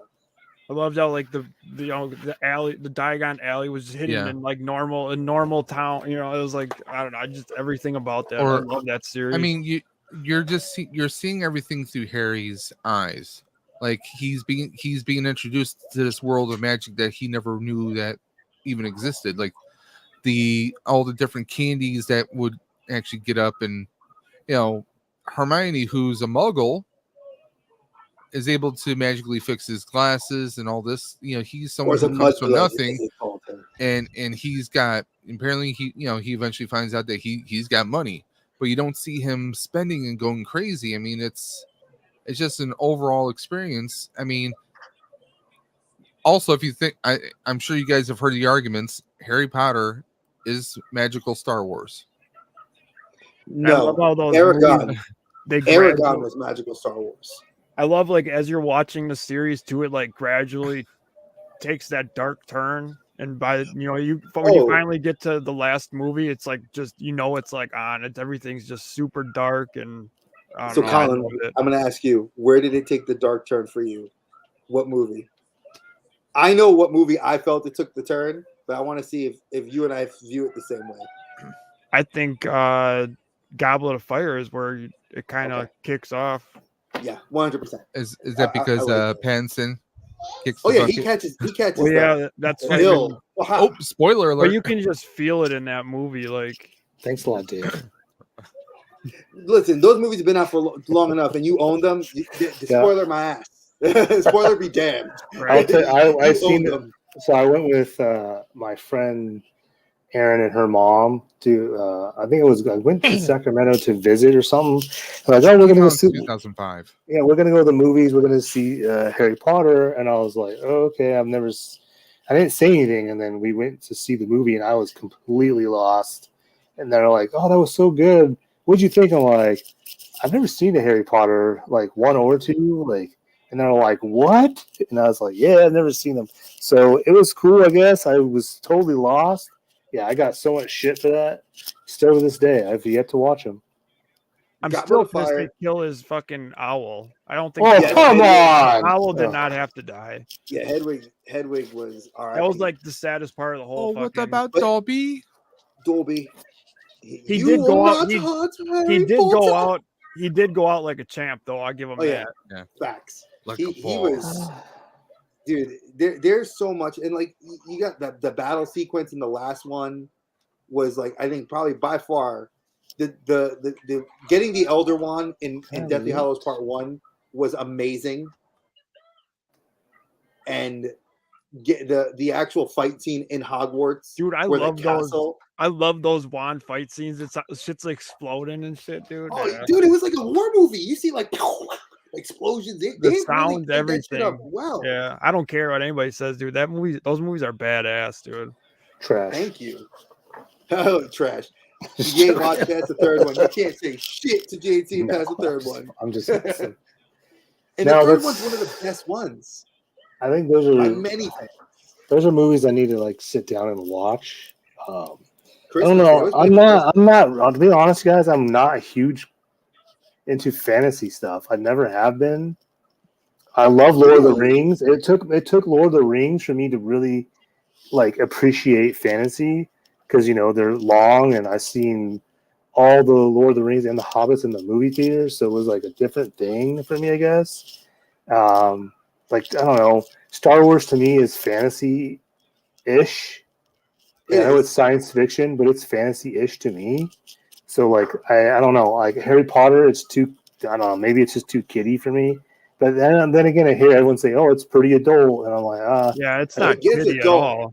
Like like Colin said, that dark turn in movie 5, which is Goblet of Fire, that is by many true fans the true beginning of like Dumbledore's army, because after that you get Dumbledore's army in movie 6 and then movie 7 and 8, which are the Deathly Hallows.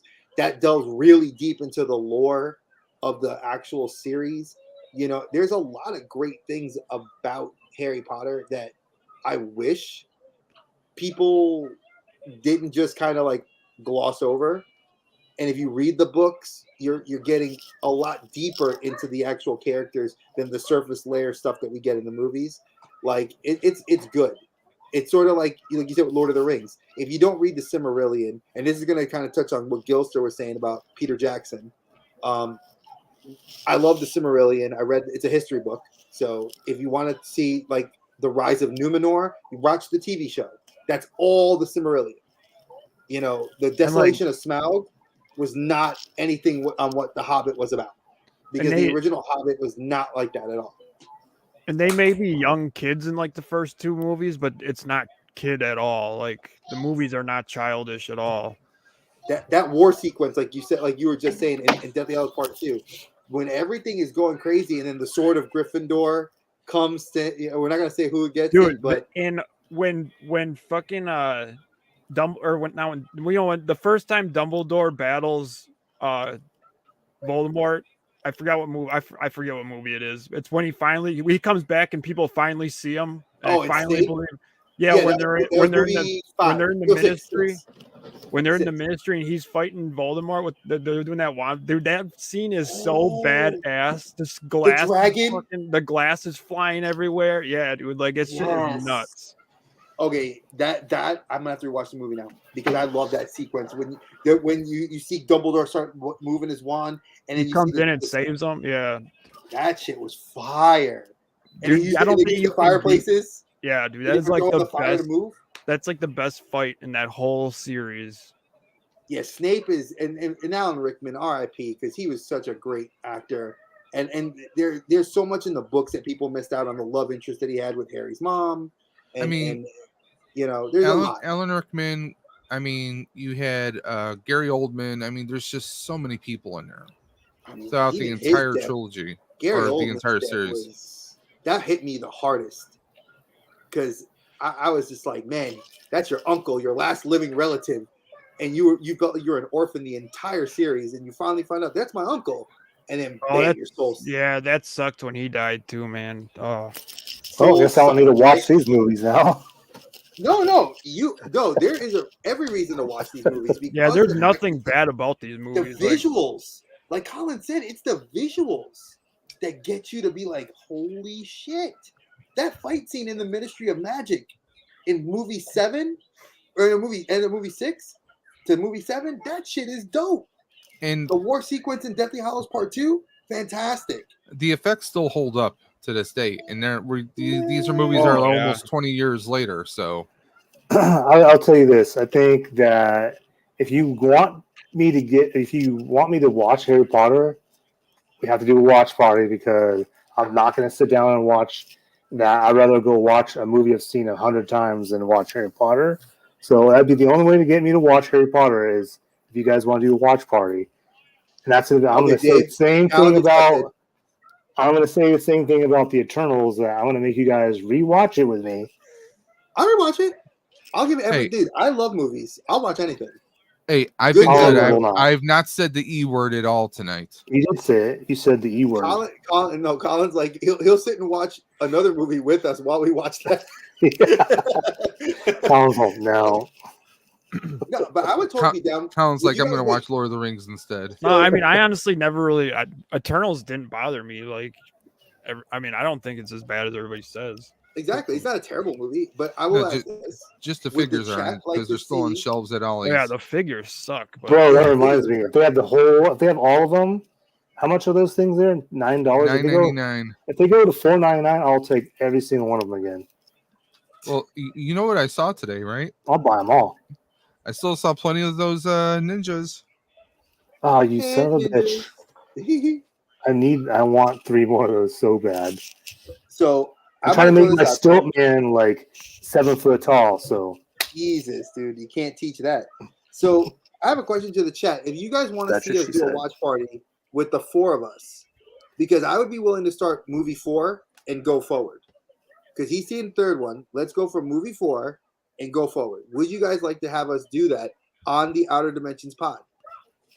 I think that'd be fun. Thumbs up if you'd like to see that, because I would do the watch party anytime for that.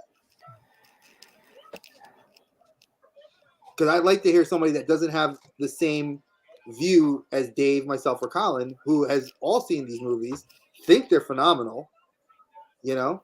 And I'd be willing to watch Eternals if I have to do that. Full disclosure, I've watched them because my wife was a diehard fan of Harry Potter. Man, I've watched Harry Potter. She read the books and then 20 times over on my own. I don't care what anybody says. They're fucking great movies. Fantastic. Untouchable. There's no reason to ever remake them. HBO is. No, they're doing a series on the Cursed Child, which we all know the Cursed Child should not have. It's a failed Broadway show. It's a failed book. I mean, I wish they would do start a new series with their kids now. I think that would be fucking amazing. Imagine Cursed Child if they took that idea and the lore and built a whole new universe. Yes. Like, call it, hey, spoiler, hot take, Hogwarts Legacy, the video game, turn that into a TV show. Call it Hogwarts Legacy. Let me actually see these new kids come up and do the whole thing that their parents did. I'd be down for it. See, like, even the what's the newer ones? The book Fantastic Beasts. Yeah, Fantastic Beasts. Like, it just, they're good, but like, you don't have Hogwarts in them. Like, there's just, you don't have that connection like you do with the old, like the actual series. But I agree with you. And here's where I'm going to disagree with you on this. It gave us more world building. Well, it did, yeah. Now we know the Ministry of Magic is like that, what connects the universes. And we know that Newt Scamander, who they mentioned in the TV in the original movie series, you know, how he's brought about and introduced. But do I agree that they deviated from his story completely into the Dumbledore, Grindelwald love story? Yes, they totally did. That was a bad focus for that, because we all knew that, yeah, it was Johnny Depp for 2 movies and it was Mads Mikkelsen in the last one. I didn't care. I wanted Newt Scamander. That's the whole premise. I wanted him and his brother and his love interest and the Muggle. That was what got me to want to see those movies. Not the Dumbledore X Grindelwald. I love you, but I don't love you, but I love you, but I don't love you, and I hate Hogwarts. Well, I think that's a good example of studios stepping in when they need to mind their own damn business. Yep. That's how I felt about it. Yeah, I think they did a lot. I think they did a lot wrong with that series, where they could have done, like, I knew that they were going to hint at it, the love interest, and I know that was a very touchy subject to a lot of people, because people didn't expect that it was Dumbledore was gay. Like, folks, if you watch the original Harry Potter movies, he had no romantic interest with any of the major teachers. There was always his heart was given to Grindelwald. That was the story in the books. It was a story that we all knew in the movies, and it was very well displayed. I think too much in the movies. We should have gotten more Newt Scamander and Dumbledore's army, because that's what Newt Scamander was a founding member of that. But again, we're also technically it was 100 years before Harry Potter. So their world building would be like, I agree with Colin, like give me something in the 80s. Like Hogwarts in the 80s or Hogwarts current with the kids. Because I think you would have a lot more of an interesting story to tell, like than what they did with Fantastic Beasts, which failed. Because we were supposed to get 2 more movies out of Fantastic Beasts. Dre wants wizards and members only coats. Be honest, we know. Dude, fuck yeah, why not? He just wants wizards on OnlyFans. What are you talking about? Shh. Wizards and Warlocks OnlyFans. No, it's called Only Wands. Only Wands. Only spellbook. I just want to say happy birthday, Dre. It's been awesome. I'm gonna jump off. I'm gonna eat dinner. I have not eaten anything, so I appreciate you guys. I think we're gonna just call it, because I looked at the time frame. We've all been here. We're pushing 3 hours. Almost, yeah. But listen, hey, can I just Colin say, didn't break our 4-hour one. No. I can't. I'm sorry, I couldn't touch that one, man. You guys, I'm glad that my brothers came out. That I appreciate you guys. It did give us some good ideas for content to do with each other, because I'd love for us to do that movie watching party, which we will plan. Don't steal my ideas. Again, hey, listen, I give you credit for your ideas, you MFer. Don't make me have to body Don't slam steal you. mine and Colin's ideas, damn it. But Gilster's Carlos, down. it's a way to force you. Gilster wants to watch it. You I'm own cool. the damn movies and you haven't even watched it, so we're gonna make you watch them. I have HBO Max. If he likes Peter Jackson movies and stuff, he'll love Harry Potter. Oh yeah, Harry Potter is freaking. You'll love Lovely Bones also. Oh, great movie. Oh, Lovely Bones. The first few Harry Potter movies, they were Chris Columbus. Yeah, he's a hack. I'm kidding. Jeez. I love it. I'm kidding. And then Carlos is like, forget it. I'm totally kidding. I love Chris Columbus. Thank you guys. Thank you guys in the chat. To my brothers, Colin, Carlos, and Dave. I did get, like I said, the stuff I got was all pre-order stuff that came through just real quick. I got Captain America. Sure it was. Oh, this was to go to the wife. Sure. So I got all 3 of the Marvels. I got Photon here, which she looks dope. I can't wait to crack her open. And then dude, you know I'm the Brie Larson shield, right? I love Brie Larson. Yes. And look at this. She comes with a goose kitten. She comes with a goose kitten. The Flurkin. And then I know Carlos is gonna get mad at me for showing this, but I gotta show it because it's the last movie. I don't care. Today was this. Yeah, I'll still get it. But I gotta take him out of the thing. He's all bent. Look at how warped this is. It's fine. Still goes on my wall. Where'd you get it from? Amazon? Wall. Yeah, Amazon. Yeah, that makes sense. Yeah, it makes sense. Oh, look, dude, it's like bent. Look how bent. If you got it from, you know what? If you got it from Entertainment Earth, it would come all nicely wrapped, packaged very well. Oh yeah, and you use Carlos's affiliate link. And or I won't even buy from Amazon unless I have to. Like, I'm so tired of their shit. Yeah, Colin has bad luck with Amazon. Just to be honest, these were the last of the figures I pre-ordered through them. Anything that I pre-ordered from is going through your affiliate links through both of you guys, because I see you guys post them a lot, and there's a lot of stuff that we all collect that you guys do.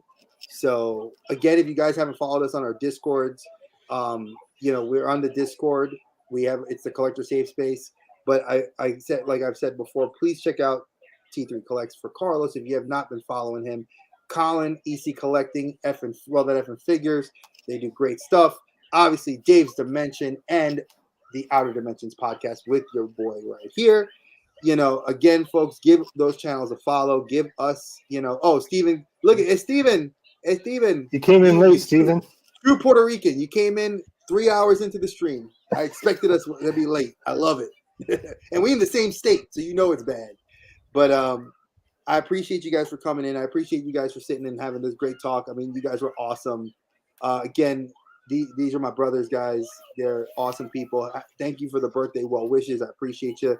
Go eat, go drink, have a good night. And folks in the chat, thank you for coming through. As always, my friends, stay geeky, y'all. Peace.